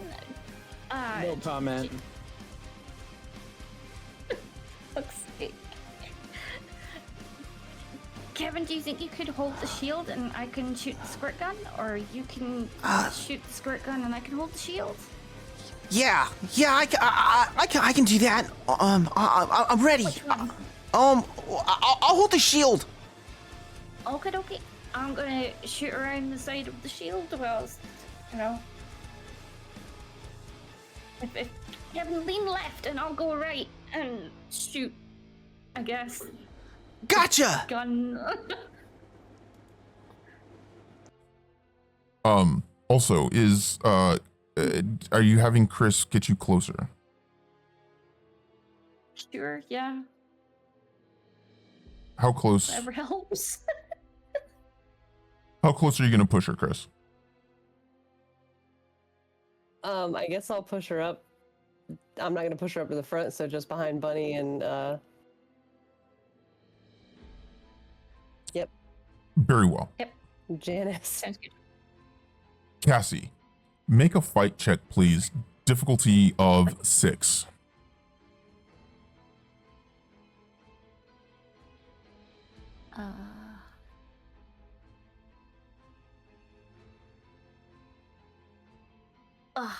Just Nice.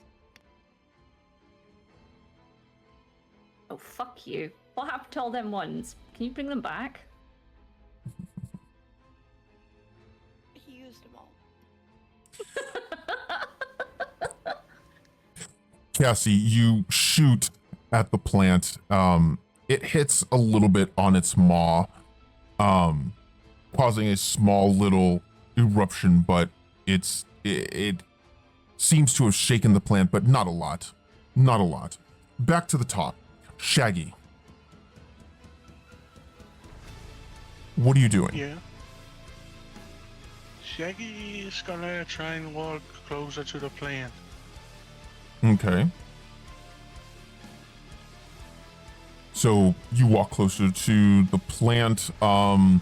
Make a grit check, please. Difficulty of 4. Would you like to use an adversity token, Shaggy? I don't have any. Use the last one to make a treasure hunt. Okay.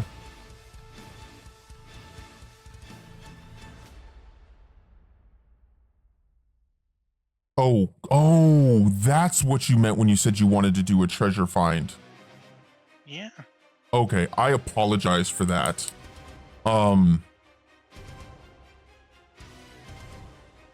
I will give you 2 more rounds in your shotgun. Nice.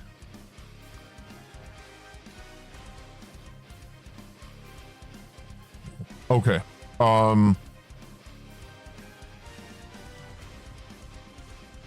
And you start to move forward, and as you do, the pain kind of goes through your leg. You can't really, you find it uncomfortable to move forward.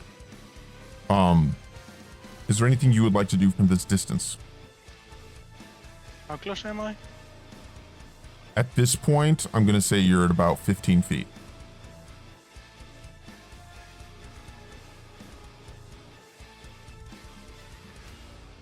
I see.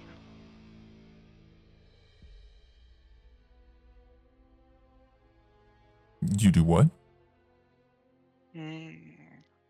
I'll try and shoot against the side of the mouth. I'm gonna try to make it explode. Okay. Go on ahead and make your fight check, please.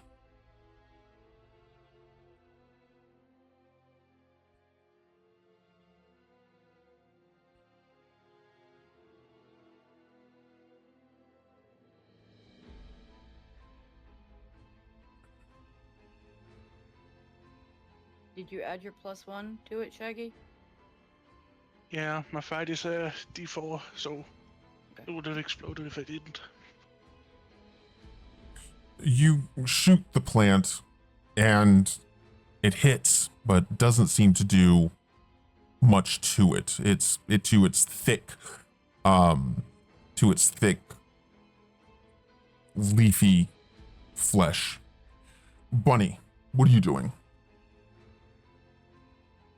I am going to try to, if there's enough time for me to do this, position myself directly under Soraya, reach up to try to grab her hand,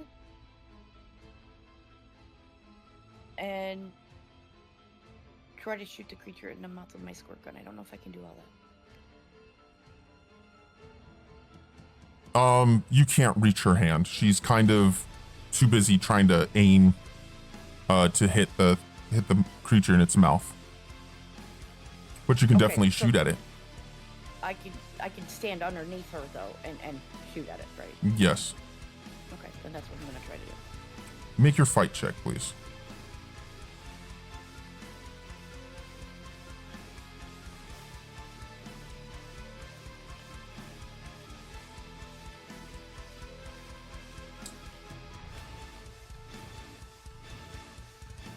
You hit the creature on the corner of its mouth, causing it to bubble and to sizzle. Nathan, what are you doing?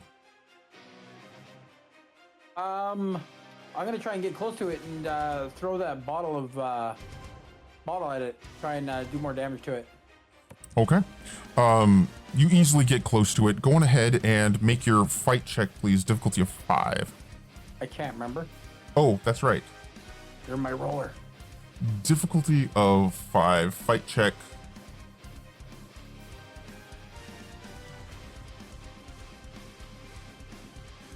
Oh, an 8. Hell yeah. Fuck him up. And you gave him his +1 modifier because he's a kid, right? Yes. Let's go by 3. 1, 2, 3, 4, 6. You toss the acetone at its face, or into its maw, and you just see the whole body shudder backwards as it shakes. Bunny, make a brawn check, please, as it releases Soraya and she falls down into your arms. Let's see if you can catch her. Difficulty of 5. Brawn, difficulty of... Damn! Muscles. Nice. I'm going to tell you the basics of what happened. You add the details to it. Basically, you catch her and are able to set her right back onto her feet. How do you do that?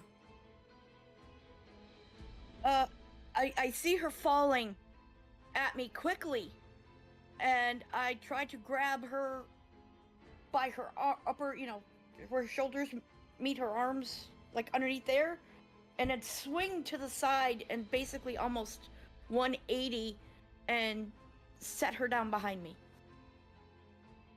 And it is done with such perfect flourish. Soraya, Yes. what are you doing? Falling. Well, you've Celebrating fallen, but being free. she has what's Bunny there has to just do? Bunny has just captured you and set you, and you are ready to go. Oh, Okay, then I turn and aim and shoot the fucking plant in the mouth again. make your fight check, please. Fight. Yes, fight. Fight. Fight. Fight.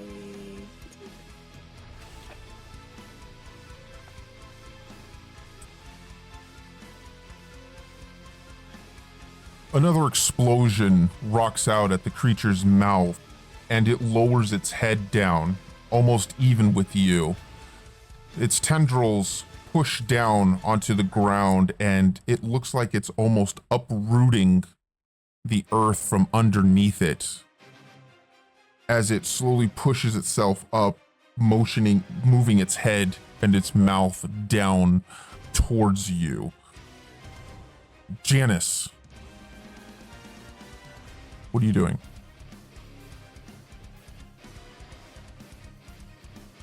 I am located directly in front of this thing. Oh yeah, if and I'm it's correct.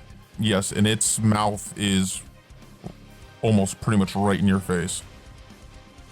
Yeah. So that grenade of acetone's looking pretty friendly right now, as well as that gun. How many actions do I have? You have one action. I'm And a gonna move. Toss that thing. You're gonna And a toss the move? acetone? Okay. I'm gonna toss the acetone directly in its gaping maw. Make your fight check, please.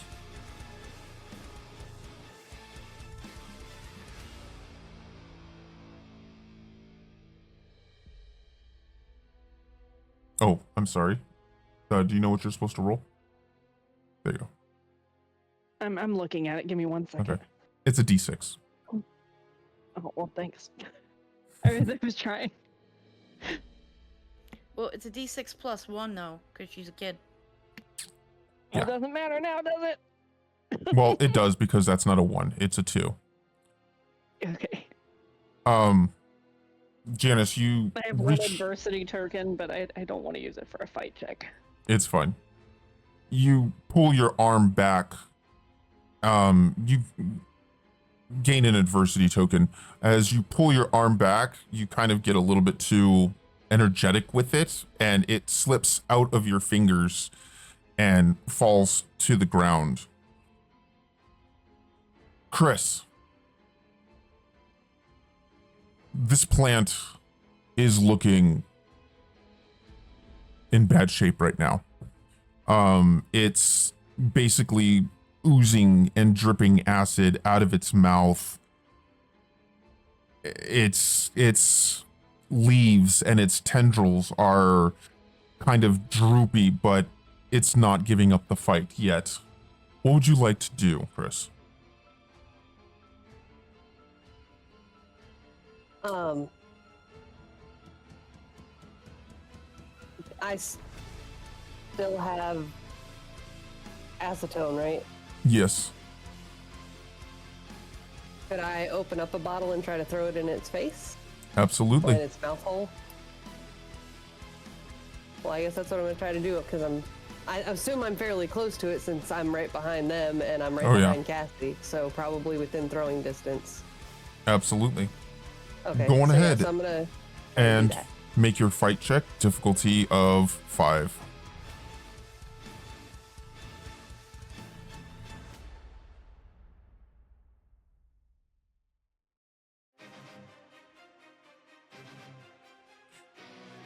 Everybody make a grit check, please.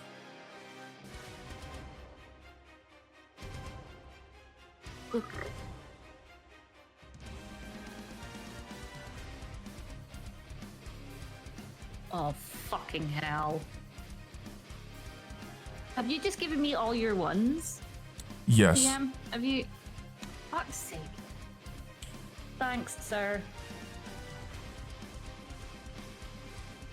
Oh,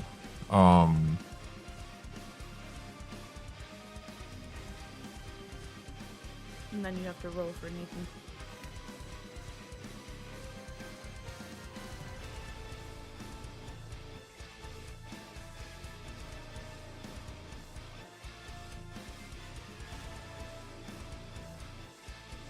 Shaggy, Soraya, Cassie,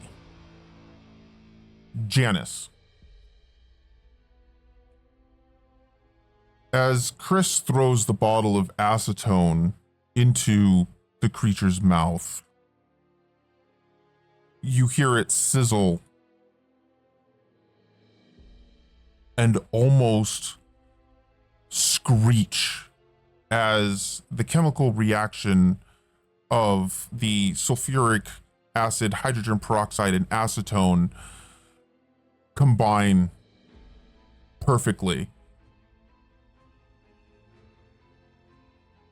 in a massive concussive blast. The bulbous head of the plant explodes. Cassie, Janice, Soraya, and Shaggy. You four are tossed back and collide with the earthen wall. Cassie, you hear a sickening crack in your arm What? as your left arm just breaks. Kevin is thrown out of your wheelchair and skids across the ground. Janice, you feel the air is knocked out of your lungs as you collide with the earth wall.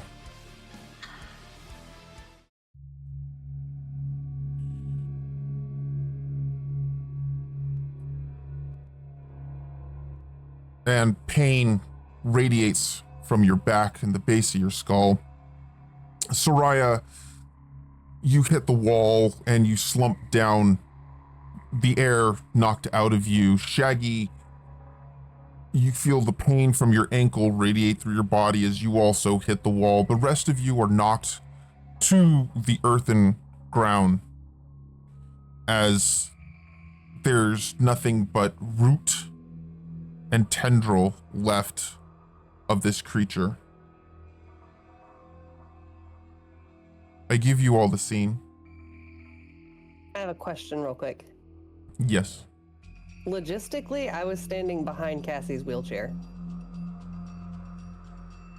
And she got ripped out of your hands. So kind of pushing said you she to the got side a blasted little bit. backwards, so yeah, I was trying to figure out where I went oriented Yeah, you got from that pushed. point. I would say you got pushed to the side, like it spun you around.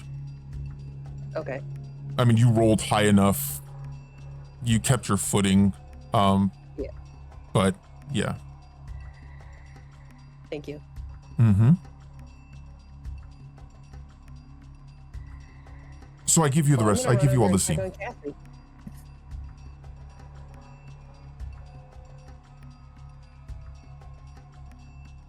Well, that hurt. Is everyone dead? I mean, is everyone okay? Yeah, I'm dead. Okay. I wish I was. Anybody else? Oh, my face hurts. Ow. Yeah, it hurts me too, Kevin. Oh no, you still alive? Damn it. Wow, Shaggy. I said it out loud. True. Yeah, you did. Oh my god, Cassie, are you okay? Oh, my arm is broken. Alright, I'm gonna, Ugh. I guess, sit Cassie up. I don't know where her wheelchair went, so, Bunny, can you help me get Cassie's wheelchair? Yeah, hang on, I'm coming over. Oh, Nathan, can you help me stand this thing up? It got blown to its side. Yeah, give me a second. I'm gonna go help her. Boy, this thing's heavy. Okay, we got it. Here we come. I'm gonna take my jacket off and attempt to wrap it around Cassie's arm. Like a sling? Yeah. Make a brains check, please. Difficulty of 3. Alright. We don't have to say it first. Oh. Nice. And Chris, you succeeded pretty well. Going ahead and tell me what you do. Alright, so I'm gonna take my jacket off and I'm gonna use the sleeves to tie it around her neck and loop her, or like put her arm through the, you know, where the U part of it is, so it looks like a makeshift sling. It's about all I can do for her. I can't really find it. I checked my bag You to know, see if I I had could anything I have could used your splint it help with. with Shaggy's leg earlier. Sorry. I was a little preoccupied. Can you help me get her up into her wheelchair? So I guess we're gonna, if Bunny's willing to help, we'll lift her up and get I her in think her between chair. me, you, and Nathan, we got this, and then Yeah. we got to work on getting If you need everybody an else extra up. helping hand, I can help. But at the same Can time, you- I'm down. Yes. Shaggy's gonna start going towards the dead plant. Janice, You- can you stop Shaggy? Shaggy, no. Offer I'm food. again, If you have any I'm- food. I have a lemon. I have the other half of a lemon. I just love that. Okay. Sorry. Kevin, are you okay? Are you still alive? Yeah. Oh, I'm all right. I think I just. Oh gosh, I think I just hit my. Oh God, I hurt. Ow. Sorry, Kevin. Ow. Came out of nowhere. No, it's okay. Thank you for finding us. Ow, and Kevin kind of sits up and starts dusting himself off. He is scraped and bruised, but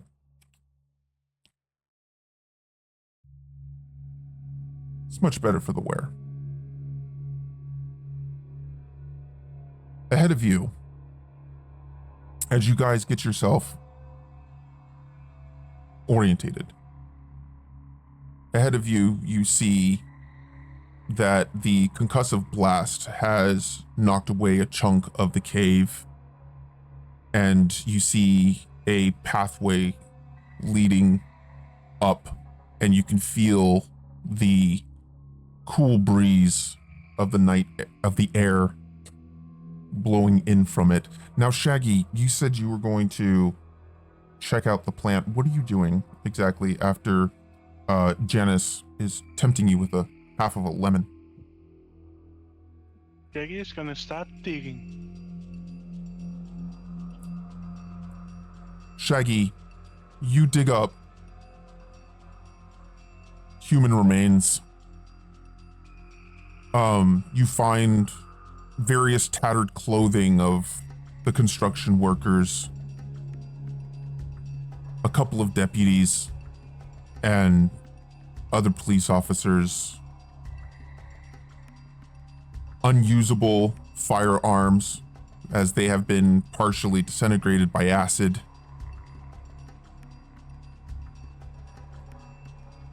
And with that, I give you all the scene. Shaggy, I stop didn't know the playing plant with had that many stuff. jobs. What? No! Don't mess with that stuff. Hey guys, the plant was a police officer and a construction worker. Shaggy, come on, man. Shaggy, this is why we love you. But can you crawl back away from the plant a little bit so we can get you up your, well, on your feet? And you were Well, if gonna it eat got that this thing. big, it must have food somewhere.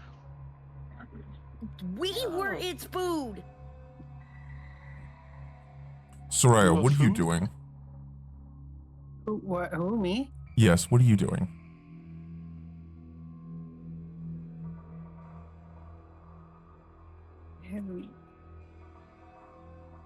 Oh. Just kind of recovering. I mean, I was thrown against the wall, right? Mm-hmm. So yeah, Okay. picking myself up, trying to figure out like, what the fuck? You said the plant was the police officer and construction worker? That doesn't make any sense. No, I said that he had no, found. Shaggy said that. Yeah, Shaggy said No, that. yeah. Okay. Yeah. I'm just kind of still sitting over here in the freaking where I got thrown against the wall, kind of like in a little bit of a daze and like trying to figure out what the fuck is going on. Very well. Hell? So, you guys have exploded this giant Venus flytrap. You are in its lair, so to speak. A single pathway leads to the outside. That's Question. Yes. When the mother plant expired, did the other plants also expire? What other plants? We killed them all. Oh no, it had time to make lots of babies.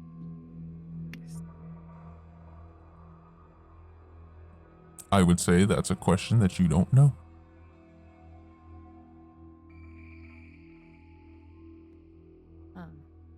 Okay, I'm sorry. You're fine. You guys gather yourselves together. You gonna spend the night in the cave, or you gonna leave? Well, I was going to try to organize everybody. I was going to say Nathan and Janice, if they could help Shaggy up and start making their way out. And then I was going to go check on Soraya and Kevin, make sure they were up and mobile. And then I was going to see if Chris and Soraya could help me push Cassie up while everybody else made their way out. And so that we could get us all to the emergency room. I wanted to go check on Janice too because she took a nasty tumble. Okay. Feel free, Chris. So I guess Chris is gonna go over and... You okay, Janice? Do you need any help? Oh, I managed to sit up. I'm just, my head, it's smashed against the wall. All right, I'm gonna crouch down and check her head just to make sure she's not bleeding all over the place. There is a little bit of blood at the base of her skull, and she has a pretty nasty gash on the back of her head.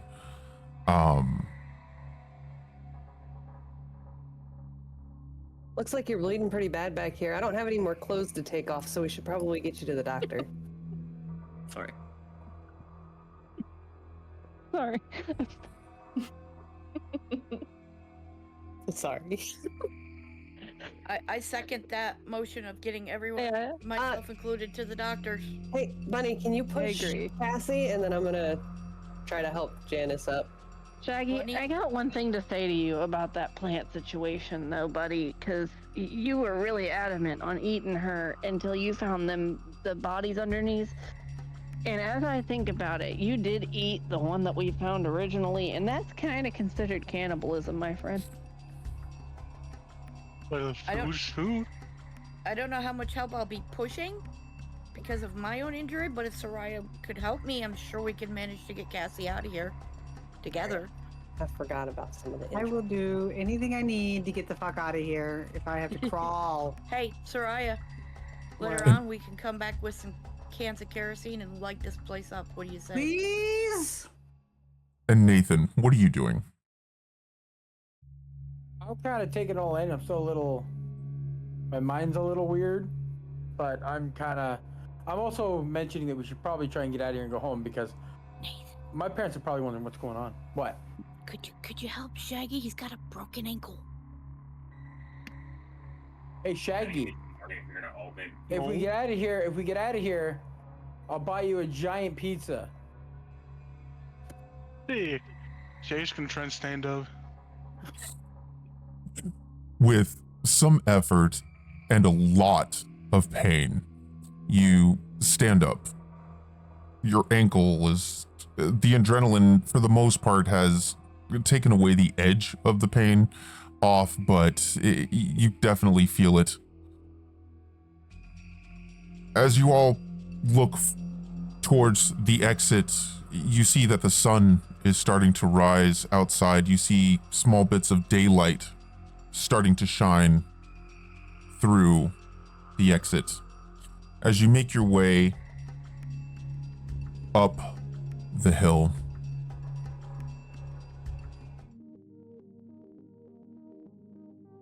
Oh, poor time. Hey, look, it's little Kevin. You emerge from the underground lair on the east side of the construction site.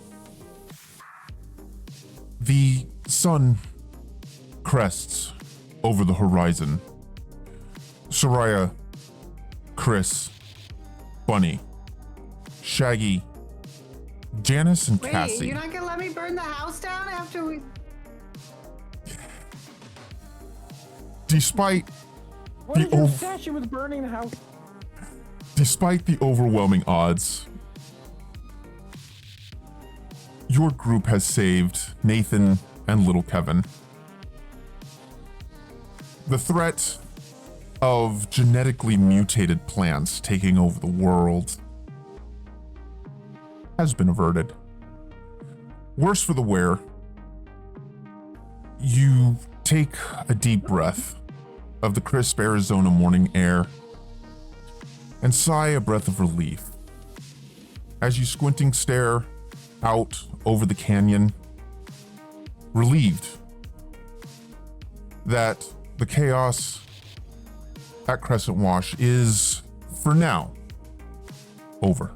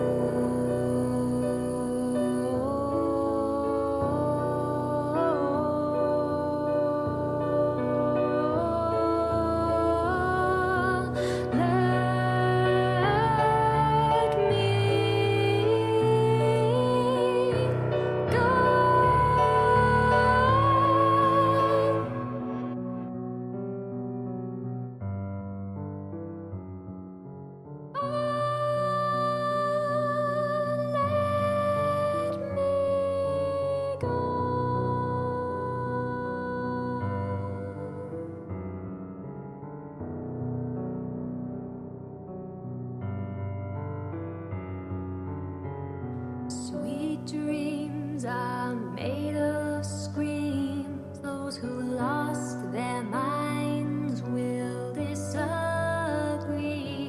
You travel the world on a 70.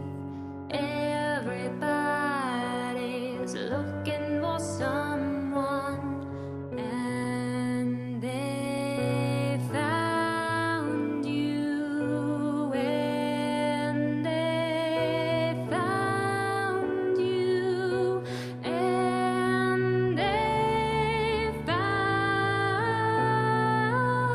found you. Sweet dreams are made of these. Who am I to disagree? Travel the world and the 7 seas. Everybody's looking for something. Some of them want to use you. Some of them wanna get used by you. Some of them want to abuse you. Some of them wanna be abused.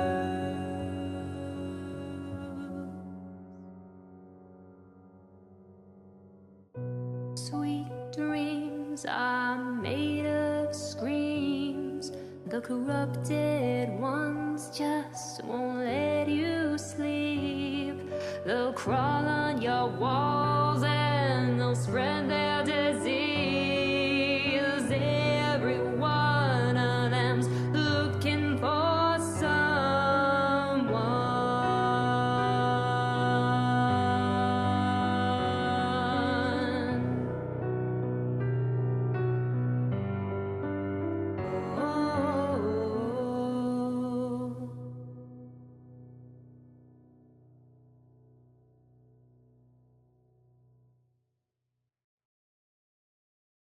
Listen, if you can hear me, it's not over. Don't worry about Antonia. You know this. Help. I'm stuck inside. Antonia. Help.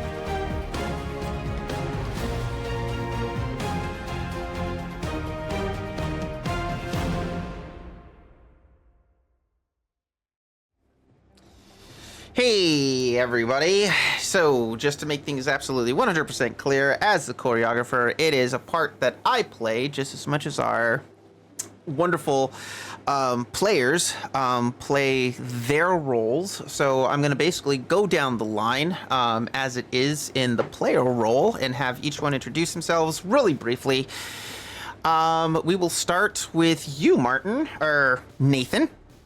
If you want to quickly give yourself a small blurb. I should have said something. I gotta head out in a minute. Oh, okay. So no, you go first. you're fine. Go first, real quick. I'll go first. What do I say? Sorry. Who are you? What do you do? Yeah, just tell us a little bit about yourself. Well, I'm Martin. I'm formerly a game developer, and now I'm currently switching my careers around. I don't know what it is yet I'm going to be doing, but that's pretty much me. I made games for the last 10 years, and yeah. So before you do go, Martin, is there any questions that you have about the season? It was great. I wasn't here for most of it because reasons, but Yeah. I loved it. It was good. The ending was great. Did you watch it? I'll be watching it soon. Awesome. Well, Martin, thank you. Again, I tell you this so many times, and I tell everybody this so many times. Thank you so much for being here. You know, without each and every one of you, there's just always something missing. And when you go back, you'll see that a lot of people were missing Nathan. So thank you once again for being here, and I'm super excited for next season. I am too. It's going to be awesome. Absolutely. Martin, you have yourself a good night, and we'll see you next week. You all too? All right. Bye-bye. Bye. Night, Martin. We love you. Bye. Bye. Soraya, you are... Oh, my. Not here. Nope, not here. What's up? You are next on the list. If you want to go ahead and say a little bit about yourself, introduce yourself, your character, XYZ, whatever. As a Radia or as a Soraya? As a Radia. Okay. I am a Radia. I play Soraya. I am and have been a Psalm for the last 20-some years. I love video games. I love gaming, period, I guess, as you'd say I'm playing this game. I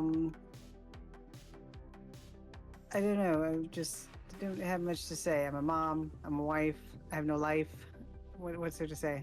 You do amazing. You're a diamond streamer. artwork. You do diamond I artwork. am a streamer. I am a streamer right now. I'm playing Dragon Age, and getting ready for Dragon Age 4 to release on Halloween.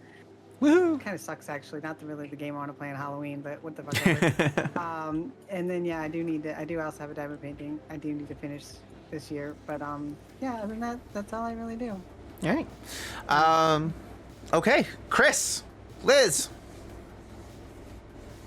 Would you like to tell everybody a little bit about yourself? I didn't prepare my autobiography. I wasn't aware that that was going to be part of the assignment. But actually, can I go next? Because I had someone. Sure, absolutely. So next on our list is Nana, Cassie. Would you like to tell everybody a little bit about yourself?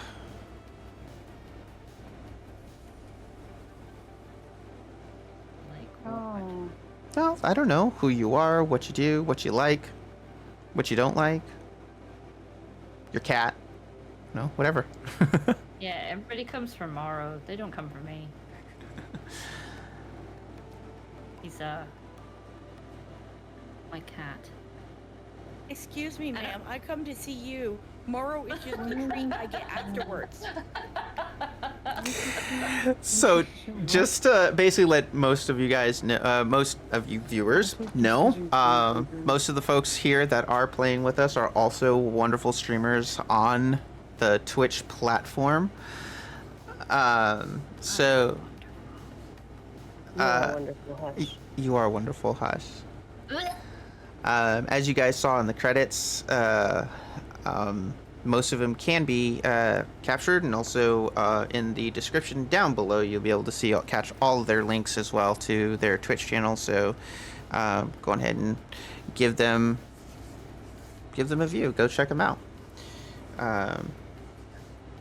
So I mean, yeah. I suppose, like, I guess if you want to know, I'm a variety streamer. I play horror, but a variety as well. I'm really bad at what I do, but I enjoy it. I am obviously from Scotland. Okay. So my times are not the same as your times, for example. Like right now for me, we finished at 3:30 in the morning. But I could be caught at like 4 p.m. UK, which is, what time is that for you guys? It's a bit odd, isn't it? I'm not good with, because like America has too many time zones, all of the time zones. America's huge. It's currently 10:30 p.m. So whatever the math's out to. 3:30. Wait, set, yeah, 3:30 a.m. So. All right. Okay. So Chris, you said you wanted to go next. Sure. Sorry, my daughter walked in. That's all right. So I guess I'm Liz. I play Chris. I don't have a lot of exciting stuff that goes on. Clearly, I have a daughter because she just walked into the middle of my not autobiography. But I don't really know what to say here. I have a really boring job. I work with numbers. I love video games. Nana's a great streamer, and so is Aradia, and everybody else that streams on here. I could list them all off, but you know, their links are below, I guess. Anyway, yeah, I don't like being put on the spot either, so that's a fun fact. So that's all I got. Shaggy, would you like to say a little bit about yourself? Not really. Okay. Next, Janice. Hello. Hi. Would you like to tell people a little bit about yourself, what you do? Sure. My name's Janice in game, as you've known. In stream, I'm known as Ridiana, as well as most games that I play. Rid, Good Riddance. That's my usual names. I play a variety of games, mostly Skyrim, Goose Duck related, social deduction games. I am a wife and a mother of 2, and most of my days revolve around those 2 minions of mine and my two dogs who like to cause havoc, and you may hear them in the background occasionally. I apologize for the inconvenience and or convenience for some. Some of their chaoticness can be funny. I try to mute it as much as possible, but sometimes it sneaks through. You do a good But, job at it. Not much else to really talk about. I like fossils. I collect them. In fact, part of my house is fossils. But I enjoy simple things in life. A fossil house! I want one of those. And you are the most fashionable duck I have ever met. Aw, thank you. I love my little sniper rifle. Bunny! What? I'm not here. Where? You want to give a little bit of a blurb about yourself, your channel, whatever you want. Hey, guys, as you all know, I am Bunny Fluffers. Or, Fluffy Raven.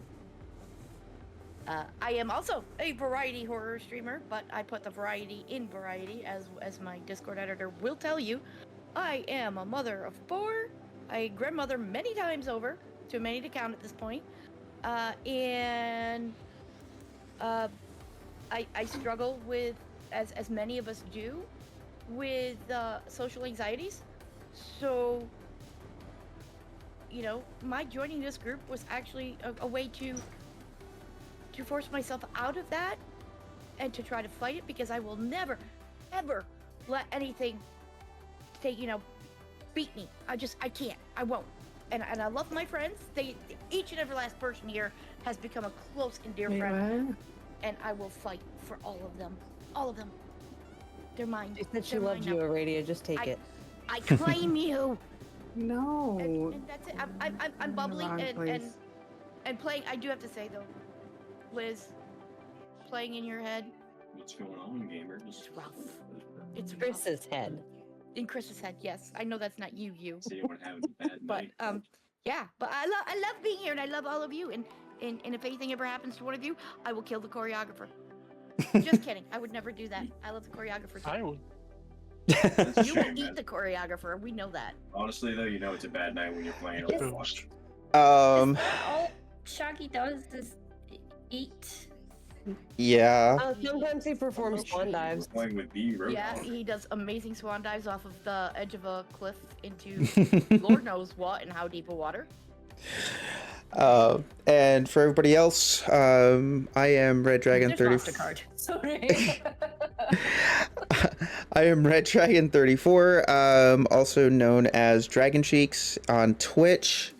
And yes, I have a variety of voices myself. Pretty much the only thing that I use a voice mod for is for the choreographer. Everything else is kind of myself. I am what you might call a variety streamer, plays all kinds of games.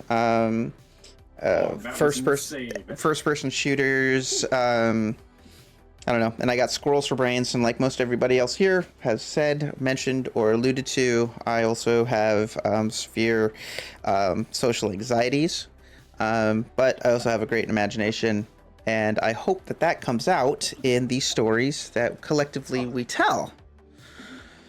Sometimes we wish your imagination was a little less convoluted, but it comes out very well.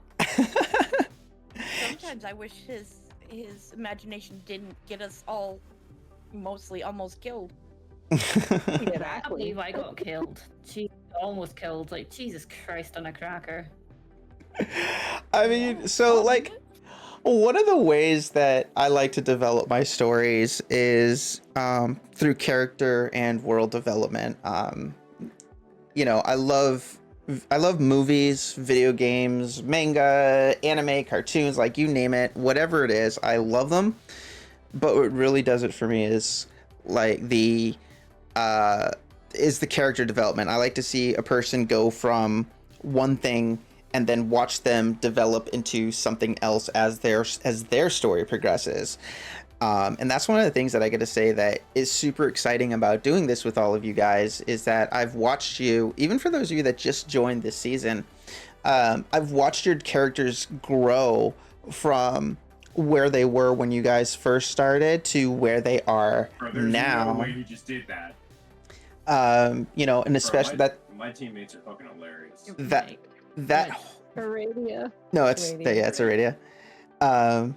But that's really, you can really see that the most in our first season players. Like for example, when Soraya was first in the first season, she was, you know, very happy, very go lucky, kind of, you know, really fun.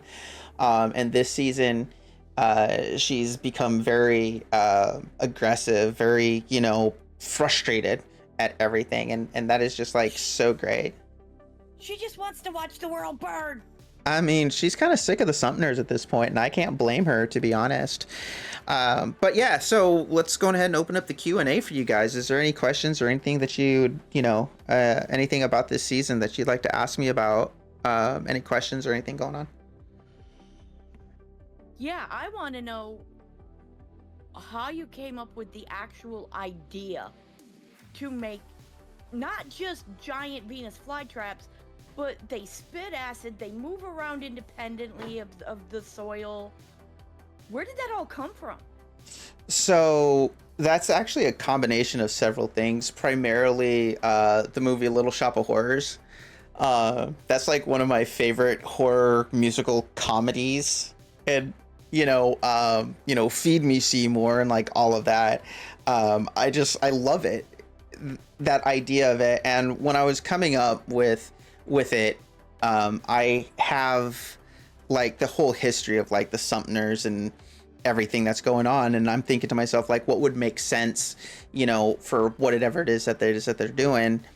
And I'm like, well, you know, plants, you know, like who would assume a plant? And so yeah, that's kind of what it was. Really, it was Little Shop of Horrors was primary, and then like the acid aspect of it, I was thinking to myself, like, what could be a really good threat? You know, like, yeah, it could grab you with its vines and its tendrils and, you know, shove you in your mouth and eat it. But what would be really terrifying? What would have like that shock factor, that aspect of, you know, what is going to make it scary for a bunch of teenagers, for, you know, this group that we have. And, you know, obviously there's all those movies that are out about body horror and stuff, like the Saw movies and all that. And I was like, you know what, acid. And I've known about this substance called piranha acid for quite a long time. It's like, literally, it dissolves anything. It's a real thing. But it can dissolve anything. It'll like even cut a chicken bone in half if you put it into it. But the great thing about piranha acid is that after it finishes doing what it does, it literally turns into harmless water, like, because everything gets burned off. Everything that's volatile about it gets burned off. And then I read this one little bit about how there was a scientist that was cleaning a glass beaker, and usually they clean it with like acetone and stuff like that. Well, he didn't dry it completely, and he started mixing the piranha solution with it, and literally it exploded and tossed the man like 10 feet across the laboratory. And I'm like, oh, that is just so perfect. So in my head, that's where it was like, so it has this ability to create this concussive blast. It can, you know, and that's how it digs, right? Using its tendrils, using this concussive blast, it does that. And then it has this acid, which is primarily used to dissolve flesh. And then it's the whole, and it just kind of grew from there. But yeah, it was super exciting. It was super fun creating this creature that was one thing, but also had something else to it. So that was a lot of fun. But yeah, good question. Anything else?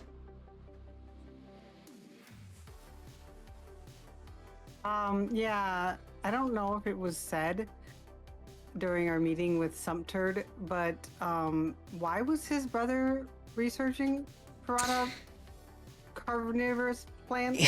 So it was said, and unfortunately, because basically they know that Ectonium is capable of harvesting human souls, like, and so they wanted to try to figure out how to elongate human life, right? So they knew they could put the souls, they could have Ectonium absorb a soul when it dies. But then what do they do with it?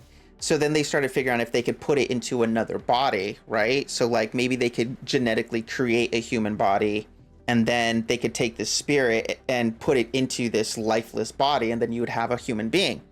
They couldn't figure out how to do it, so they started working on small things. You know how test labs go. And so they started with plants because nobody cares about plants too much. You know what I'm saying? Like, it's not like an ethics issue. You know, like animal testing, that's an ethics issue, and human testing, that's an ethics issue, but there's no ethic issue for a plant. So they figured they started trying there. And so that's where it started. So whereas one brother was working on doing that, the other brother was more curious about where they came from and stuff. And that's why he went into researching the events of the first season, which was like the Lady in Blue. So that's really why they're doing this. But the Thomas Sumner, who's the one that created the whole plant thing, is kind of like a mad scientist, overly obsessed. Like that, like this is his baby, this is his goal, this is what he wants to do. He wants to help elongate human life, and though he thinks he's doing it for the right purposes, he's really not, and he's just creating a mess. Like, for example, the plants. The road to hell is paved with good intentions. Yeah, pretty much. Does that explain it for you, Iridia? I don't. Well, I mean, I guess it explains it, but I still don't see the correlation between eternal life and plants. She's trying to figure out. So they were killing the plants to trap the souls into the Ectonium to see if they could revive them. But I think but plants start to have souls. Well, they don't, but it's considered to. But I mean, there's like a lot of weird tests out there in the world that says, like, you know, if you cut a plant, you can kind of hear it scream, and like there's all that weird kind of stuff. And even though, yes, this is a system and this is a world that's based on real life, there's a lot of creative freedoms and liberties that I take. You know, a lot. One of them being the ability to take a human soul and put it into a plant. Now, if it was genetically mutated, you know, Hollywood magic and, you know, comic book fluffing, hey, look, it worked. You know. My question would be then, as a follow-up question. I'll be back. Okay. Yeah. As a follow-up question, how did they jump from dealing with plants to try to prolong human life to we've made acid-spitting plants? Where does the acid come in that equation? So that's a good question too. The funny thing is I actually have a reason for that. So basically, even though Venus flytraps, and this is Thomas's thinking, even though Venus flytraps it's really just like a nervous reaction, right? So if anybody doesn't know, a Venus flytrap, how it works is that it has its mouth open when it's ready to eat something, an insect usually. Because Venus flytraps are really tiny.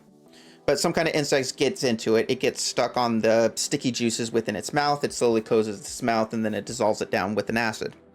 Right? In this story, in this world, Venus flytraps kind of have a tiny, tiny little bit of a sentience. Maybe not a soul, but, you know, it's kind of alive. It's about the closest a plant can get to being alive, so to speak. And that's kind of the liberty that I took with it. So they started off with that, but they were just so small, like the spirits that they were trying to put into it were there was too much spiritual power there, so much pressure, too much spiritual essence, and they were just, it wasn't working. So they had to genetically modify them. So they started combining them with a bunch of different plants, a bunch of different species of plants, until they finally were able to find a species that could harness a human soul. And so then they started kind of working with it like that. Again, the end goal is to be able to create basically a clone that was lifeless. It has no spirit, has no soul. They just wanted to create this clone and then be able to transfer a spirit into that. But they wanted to start small, and that was with the genetically mutated Venus flytraps. But they didn't know everything about it. So it was being shipped to South Bend so that they could run more tests. But unfortunately, the Venus flytrap was emitting a lot of acid vapors, and that's what caused the driver to lose control of that's what caused the driver to kind of like get weird and lose control of the vehicle, and then that's what caused the accident at the very first episode. Does that answer your question for you? Ish. It's like what holes are there? Well, I'm assuming that standard Venus flytrap venom is not piranha acid. No, it's not. So I don't know how, in their mutating, obviously they did something to the plant that created the piranha acid. Mm-hmm. Was that intentional? The creation of the piranha acid and the acetone reaction, that wasn't necessarily intentional. If you think about, like, for example, African killer bees, right? Like, they just wanted a bee that was aggressive enough that it could protect itself from predators, and yet it could produce honey. And that's how you ended up with the killer bees. Well, what ended up really happening with the killer bees, right? Like, they unprovokedly, will attack people. So it was kind of like the same kind of genetic mishap here, where they, the Venus flytraps just kind of developed this kind of weird, had the ability, like their acid became 1,000,000 times stronger.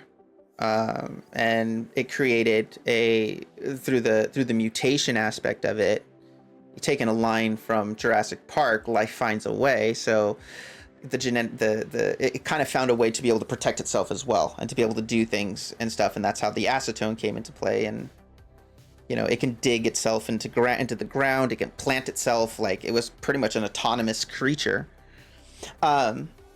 Another cool thing about it too, right, is like there's this whole table that I have about the different generations of these plants. So basically, once it eats a certain amount of blood or consumes a certain amount of living matter in the form of animals, it grows, and it grows bigger and bigger and bigger and bigger. Well, then when it spores, or when it plants a seed inside of a corpse and creates a cocoon like it did with the cat, whatever's born comes out at that existing generation. So like if it grew 4 times, then the newborn baby would automatically be 4, and it would grow exponentially. So it was in the plant's process to get as old as it could and then spore a living thing, and then that way the next generation can grow up.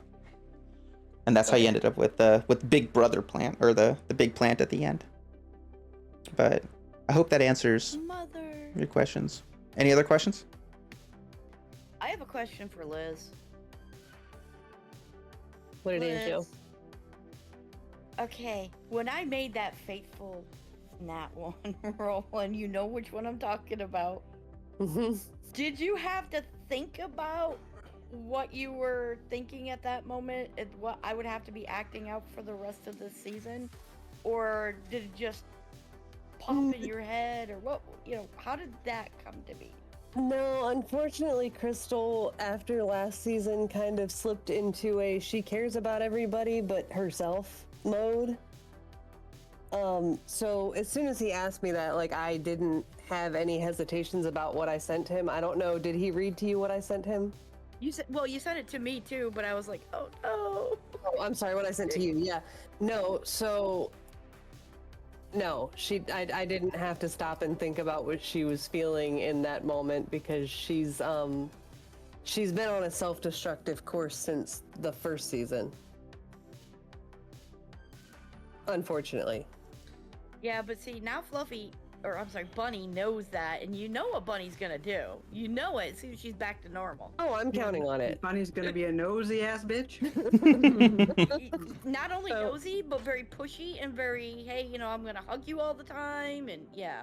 Part of why she's been so short with Janice, for example, is because of her self-destructive spiral. She doesn't want anyone else that she feels accountable for.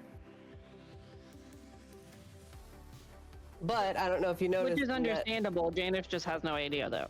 Right. She wouldn't, because Crystal's not one to share that either. But I don't know if you noticed in that last episode, she did, like in tonight's episode, she did call Janice Janice. I saw that. Or heard that, rather. Sorry. Janet. Instead of Janet. Yeah. And you noticed I kind of, at the end there, I kind of still channeled you with Ariel dead, Ariel alive. I did hear that. I didn't notice that was what you were doing. So I got a couple. I got some questions. Oh, go ahead. Oh, okay. No, go ahead. Oh, I was just gonna add on to what you had said about the plants in general, because you had sent me what I had been told originally that I didn't get to share with anyone since I wasn't at the next group because I was planning on sharing this information and I failed you guys, and I'm sorry. Nah, we're used to it. Not just Fire was its weakness. Fire is its weakness. It obviously spit the acid before having 3 times before having to recharge. It's a genetic mutation. It reproduces by infecting other living creatures. It can infect up to 3 more plants, or any creatures infected will spawn up 3 more plants before entering a state where the animal will die. It was obviously, he explained how it was created, acetone. And then what I didn't get to share was that it had about 3 days before it could create a hive to grow large enough to take over the entire state, creating martial law, and eventually getting Sumter Inc. involved, leading to the burying of the entire incident and the deaths of up to thousands of innocent people. So that would have been important information, and I'm sorry I didn't get to share that. Hashtag no pressure. Yeah, it's really hard to come up with, like, I want there to be something like a big threat, but at the same time, like Nana had said, or Cassie had said, you guys are just kids, right? So like, what can you guys do about these things? So it's like, I want to go big, but I can't go too big. So that's really an interesting little balance that I have to have. I don't think any of us are going to be flying fighter jets at any, time in the recent future. Still summer plans. Man, So I'm sorry. I'm going to ask the round of questions that I do like to ask. So I'm going to start with you, Nana. Nana, what would you say is your favorite part of the season that you played?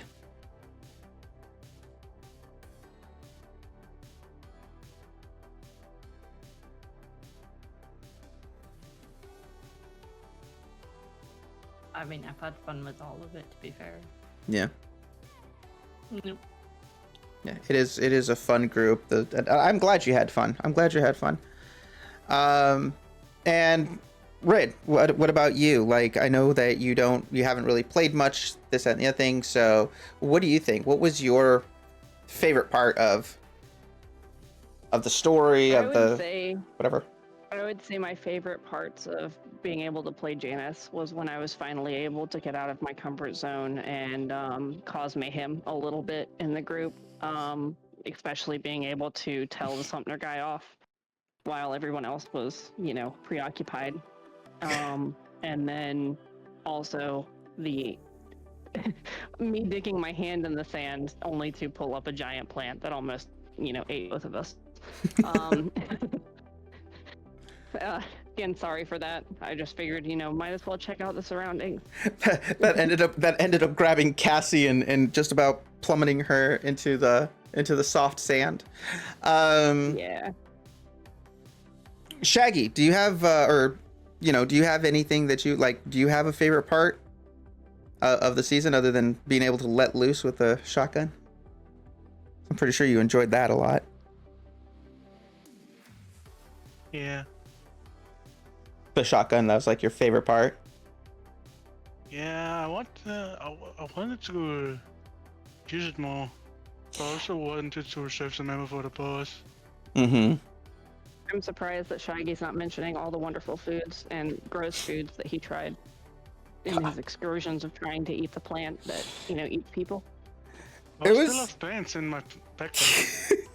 It was so funny. So like, when Shaggy was like, yeah, I'm not going to be able to make it this week, I'm thinking to myself, what can I possibly do to like make it make sense as to why he's not going to be in the group? And I think with some brainstorming, it was finally decided that, yeah, he ate the plant and it didn't really sit with him very well.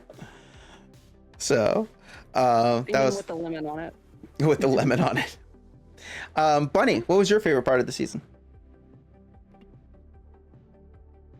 I have to say, okay, while it did make the battles, with so many more people more drawn out, my favorite part was watching and listening to what ideas everybody had. to try to help us to survive and to continue on to the next part. Because there's, you know, each and every last person here is very creative. Even our silent Shaggy, he gets very creative, and I love seeing all the creativity come out of each and every last one of us. It's amazing to me. Soraya or Aradia. So Soraya, as I mentioned earlier, has had a heck of a character development arc. She's just still pissed off. She's not really call it. She's getting more and more mad because I think she thinks her friends are making stupid decisions. Like she thinks her friends have like Chris said, like a fucking death wish. Like seriously. And it just like she's getting mad. So, what was your favorite part of the season? Nathan, like I was so mad at Nathan because he made such, and then he went and got himself fucking kidnapped and disappeared it on us. So mad. So, what was your favorite part of the season? The part where Kevin got kidnapped. Wow. No, actually, though, that was a really good. Sending Kevin off to be the distraction. Yeah, I was sad he got, but I thought that was a really good. I think was it me who came up with the idea? I don't remember who came up with the idea, but I thought it was fun sending him because it was like the perfect person to send for a distraction. Because one, he was, you know, fodder, but at the same time, he just the personality Kevin has, the annoyance. He was like the perfect choice. What's up? Now Kevin might have a little hero worship going on with Cassie. Does that? I know. I love that. I love that. Nana, you were gonna say something. I heard you kind of just try to pipe up. What's up?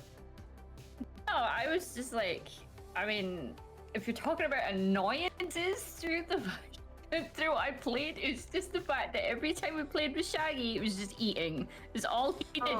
Like, you guys are like, oh, he did all this amazing shit, and I'm like, every time I played, just eat. Like, what amazing shit did he do? All he do is eat. Okay, wait. If Shaggy stops for 5 seconds to do anything other than eat, that's amazing. That's part of the glory about Shaggy. He could sit there and eat, but when you need him, he is right there giving it his all. Yeah, when he does something other than eat, he normally does something that is so out of the blue and extravagant. Like where the hell did that come from? I was talking to Shaggy and Buddy before we started tonight, and I was like, I am just not gonna give Shaggy anything big to do, because like when it comes to menial stuff, like he rolls really low, but then I give him something important and it's like his rolls are just stupid. You know, I give him something that's like a difficulty of 10 and he gets like a 50 or something. It's like, okay, you know what, I just quit. Exploding die. I mean, except fucking tonight with the ones. Oh my gosh. About Mr. Choreographer. The ones? Beautiful. The ones were real today. All right, Chris, your turn. Liz, what was your favorite part of the season? Honestly, I love everybody here, but I think my favorite part of the season was watching Cassie develop and learning about her, because she starts out and she's this tiny little meek character, right? Obviously, and you expect her to be meek because she's in a freaking wheelchair that's then feeding crutches to a freaking plant, duping the police, like she was just a freaking firecracker. And like, it was so much fun to watch her, and then to have even the scene where she was like, why are you guys so mean to Kevin? And 5 minutes later she's like, oh my god, Kevin, would you please shut the hell up? Now I understand. Why are you so... I know it. Exactly. I get it now. I'm so sorry, you guys. So honestly, like I said, watching Cassie develop as a character and getting to know who Cassie is as a character was just so much fun. And like, I love everybody here and I love interacting with everybody here. So it's not, you know, down on anybody else either, because everybody is absolutely freaking amazing. But just her character development was probably my favorite part of the season, was just watching what's Cassie gonna do next. She's already gotten up and fed a freaking acid spitting plant her crutch, the thing she needs to walk. Like, I think my favorite part was definitely getting that high roll charm on the police officer. Oh my god. yeah, that was really good too. That was the moment that Chris fell in love with Cassie. Was whenever she did what she did with the police. Was like, okay, this is my homegirl. And it was funny too, because like there's a lot of times when obviously I'm talking and my mic is muted, but that's usually because like just right before I've had to mute myself because I am like trying not to break character. And so when Cassie was sitting there like, oh yeah, and she's you know, I'm like mute. You know, I mute my mic and I just start like I'm rolling over here like I'm wheezing, and then after and then she's like, was that good? Was that good? Was it? Yeah, it was that was definitely a lot of fun. And I know Nathan's not here right now, but I gotta say, for Nathan, what was probably his favorite part was DMing me over and over and over again with all of his let's see where he started. Oh my. Hey, anyone, please get me out of here. And then a couple of minutes later, anyone, please help me. And then a couple of minutes later, if anyone can hear me, they're experimenting on me. I don't know how much longer I can last. And yeah, I'm having to try to express all that to everybody and make them believe it. And I know he was having fun watching me struggle with that. So the funny part about that is like, so me and Martin had developed, you know, the whole thing, like, you know, when he first said that he was going to have to take a step back for the season, I was like, okay, you know, that's fine. This is kind of a quick idea that I have as to why you're gone. And it kind of changed a few times. And, you know, I told him earlier today, I was like, you know, I DM'd him because I didn't want, you know, even, you know, when he was, when we were in here getting ready for it and I had to DM him because I didn't want anybody knowing about what we were doing. And I was like, so listen, this is what's going to happen. You're going to start talking. I need you to DM Bunny and just like start begging and crying for help. And he was like, okay. So, you know, we started going and then I sent him a DM when I was like, okay, this is when I want you to do it. And, nothing was happening. I wasn't sure because I'm not privy to that. And then I was like, so Nathan, you know, did you get my DM? And he was like, oh, what? Hold on, let me check. Oh, okay.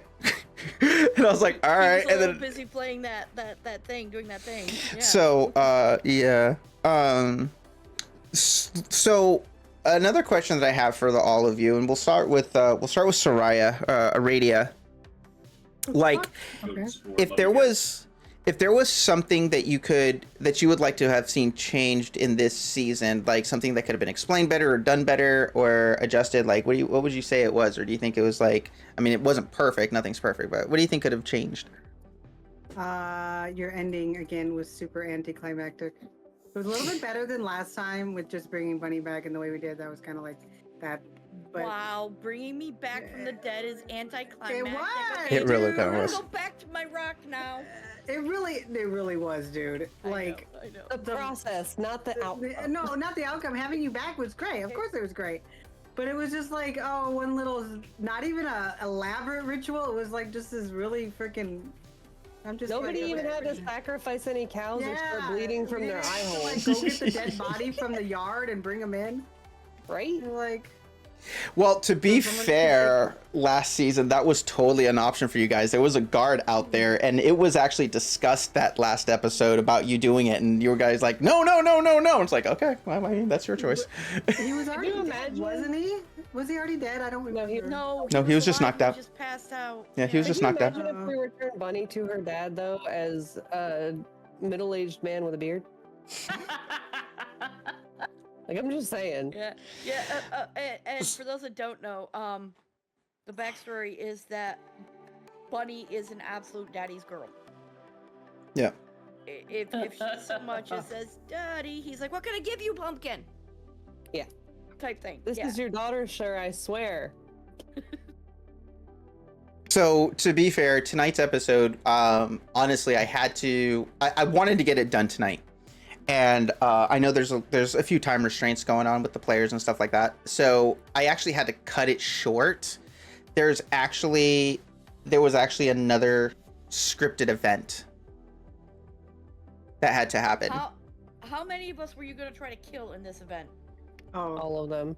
Oh no, like, so the way I do deaths, right, is there's only 2 portions in every story where I'm actually setting out to kill the players. That's halfway through and at the very end. You know, where it's like no holds barred, I'm not being nice, whatever happens, happens. Anything that happens in between those points or before those points is all up to you guys. You know, like if you do something bad or you know, you're trying to cross a bridge, even though I'm strongly suggesting that you don't. But you know, there's, you know, if you guys make choices that, you know, are really, really dangerous and that are going to lead to your death, well then that's on you. But usually there's only 2 points in my stories where death is for the characters is an absolute reality. Halfway through and at the very end. In this case, you guys kind of bypassed the halfway through. So I had to adjust it a little bit. And that's kind of what the construction site scene was all about. Basically, I was, the plan was, go out, no holds barred. This is going to happen. But you guys did really great with that. And then, of course, tonight's episode, it was going to be a no holds barred kind of thing. The problem with this system is, unlike D&D or a lot of other systems, is that there's no genuine hit points. There's no way to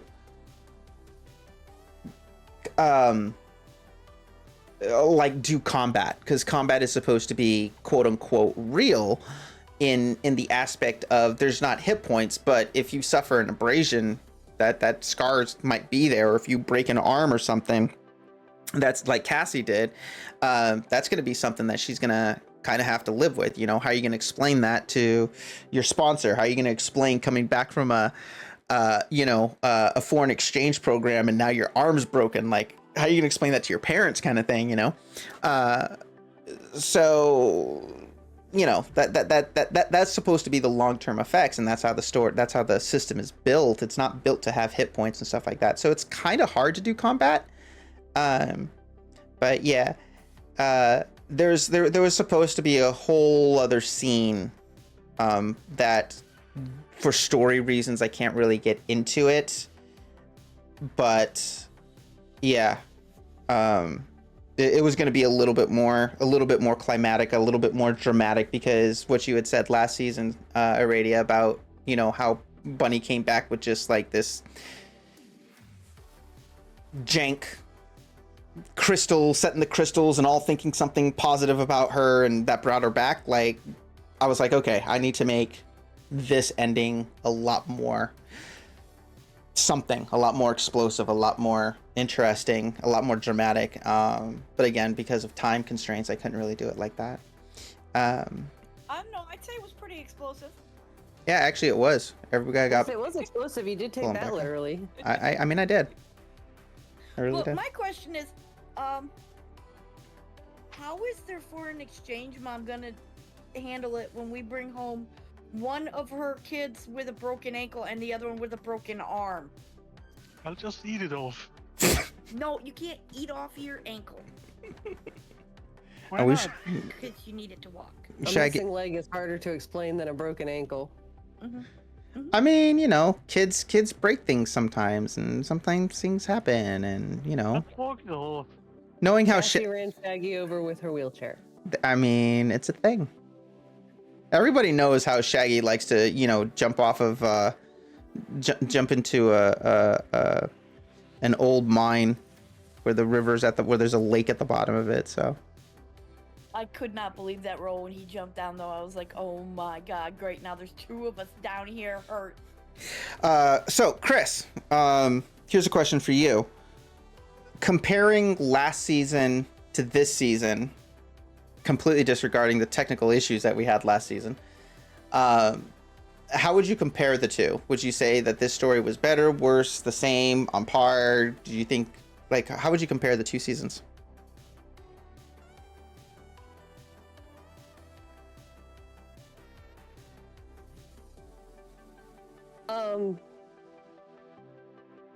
I think I caught most of the question. I'm sorry, my husband was talking to me.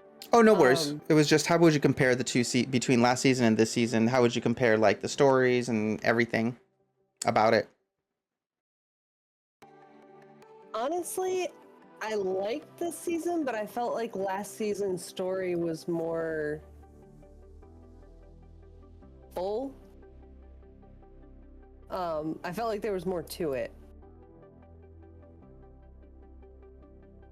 I don't know how else to describe it. It felt like last season's story was a little bit deeper. Mm-hmm. This season's story was like it was really cool and it was fun to play, but it was like, okay, there's a man-eating plant because someone's an idiot. Like last season it was like, okay, there's this vengeful ghost who's out to kill everybody because of all of this backstory and all of these things that happened, and there was just it felt more immersive, I guess. Mm-hmm. And I don't know if it's because a ghost has more personality than a plant. Probably. That was Go ahead. Yeah. No, I was just saying, yeah, that was.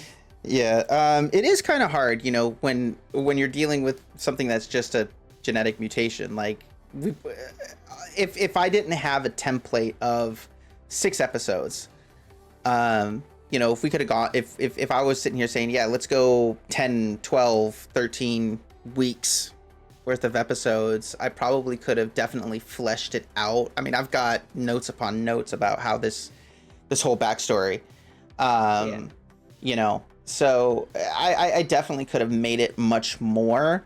What I think one of the things that got me with this season is that one day lasted like 3 episodes. Yeah.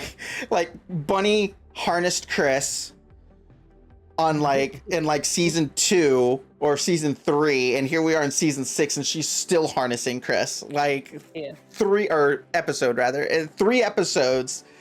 was less than 24 hours. Like, you know, whereas the first season, it was almost like every episode was a new day. So, Nana. I'll be right back. I need like 10 minutes. Sure, Nana. If you could have an idea of something that you would think is really cool for a theme for a season, you know, an adventure, like in this setting, what do you think, what kind of thought would you have, or what kind of ideas would you have, as abstract as they may be, to have a, you know, what do you think would be a fun thing for the kids to do, for you to play? God, now you're asking. I'm asking. With like I know this isn't like D&D, but for me it was under the banner because it's still, you know, it's still role play, still gotta, you know, do roles and stuff. I'm more of the fantasy side, so I'm used to playing fantasy versus kind of like real life. I don't know. I think it would be kind of fun if it was. Oh, this is gonna sound so stupid, but you know that the isekai thing, where you're isekai when you're reincarnated into another world. Yeah.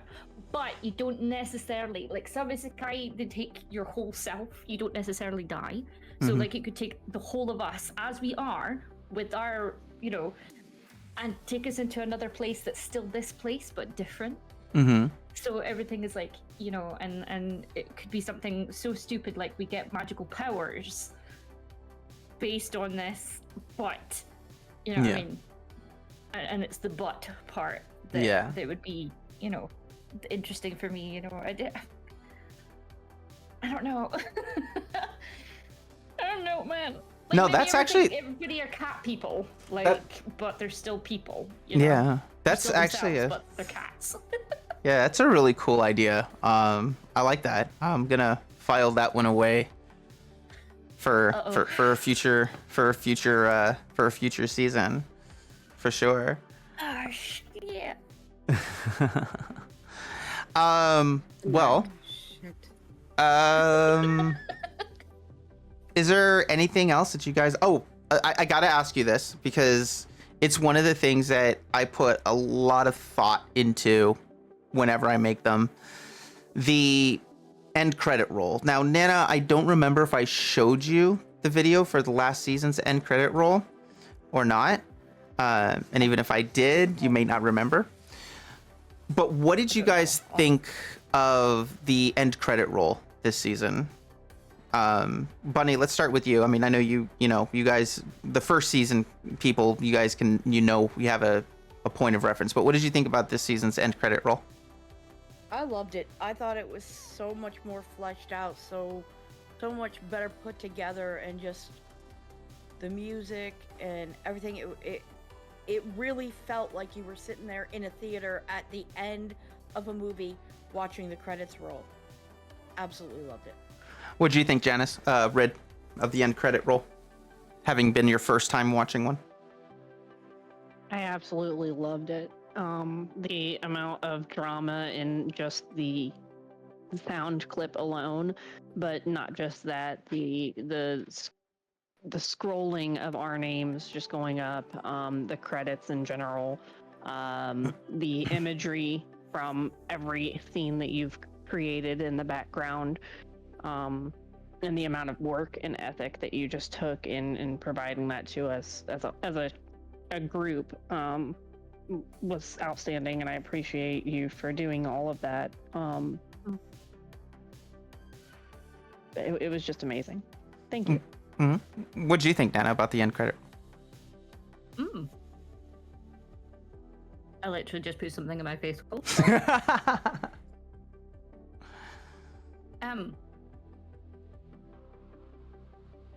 Yeah. It looked like an end. Terrible. I don't know what you want me to say. Just your opinions on it. If you liked it, didn't like it, what you thought about it. I mean, that last teaser bit,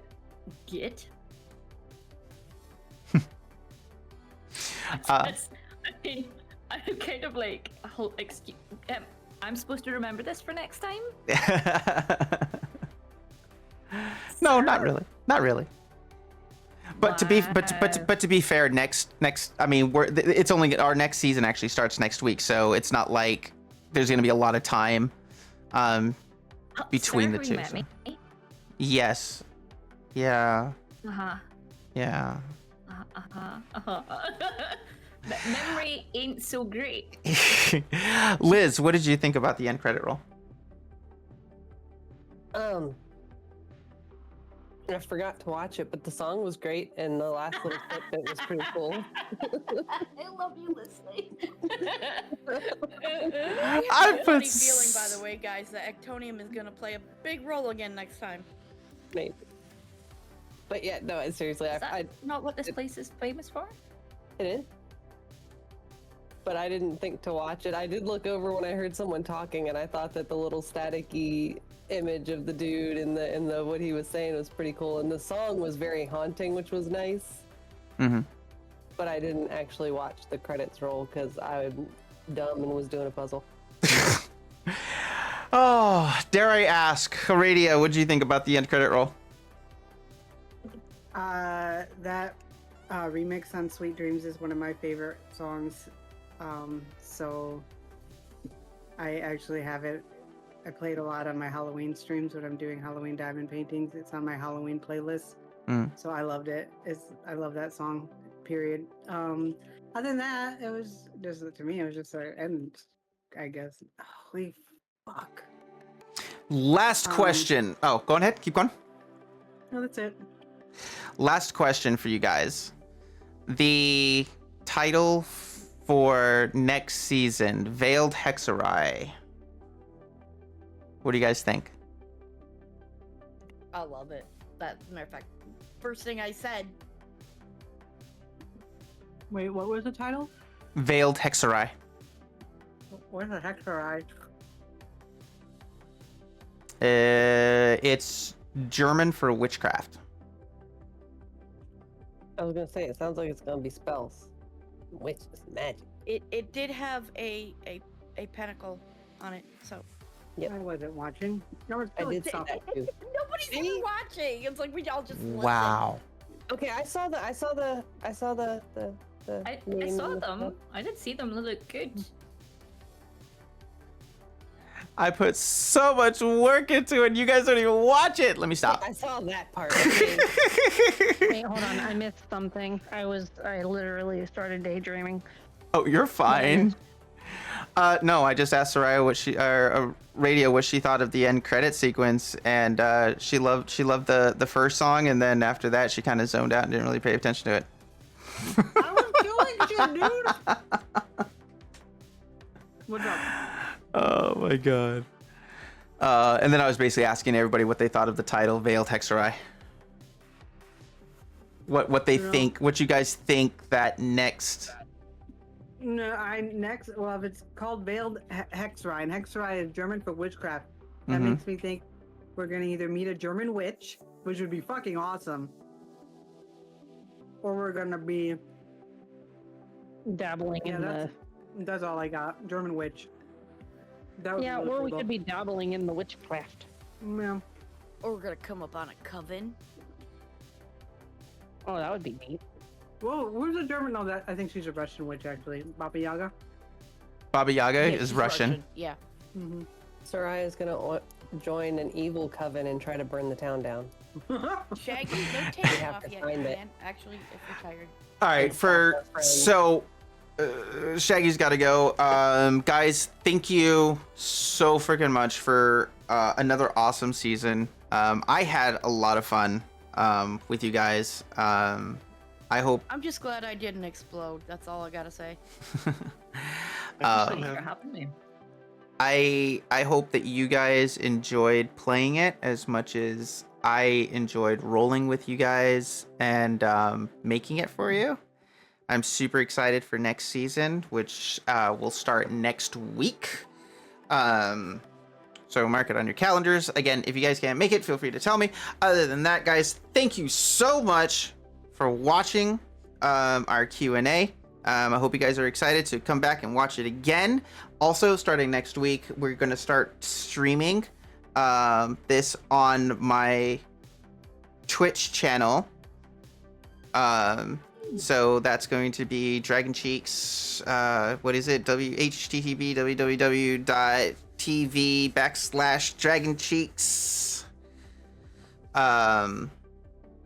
So I hope to see all kinds of people there, and I love you all. Have yourselves an enjoyable week, and we will see you guys next time. Till then,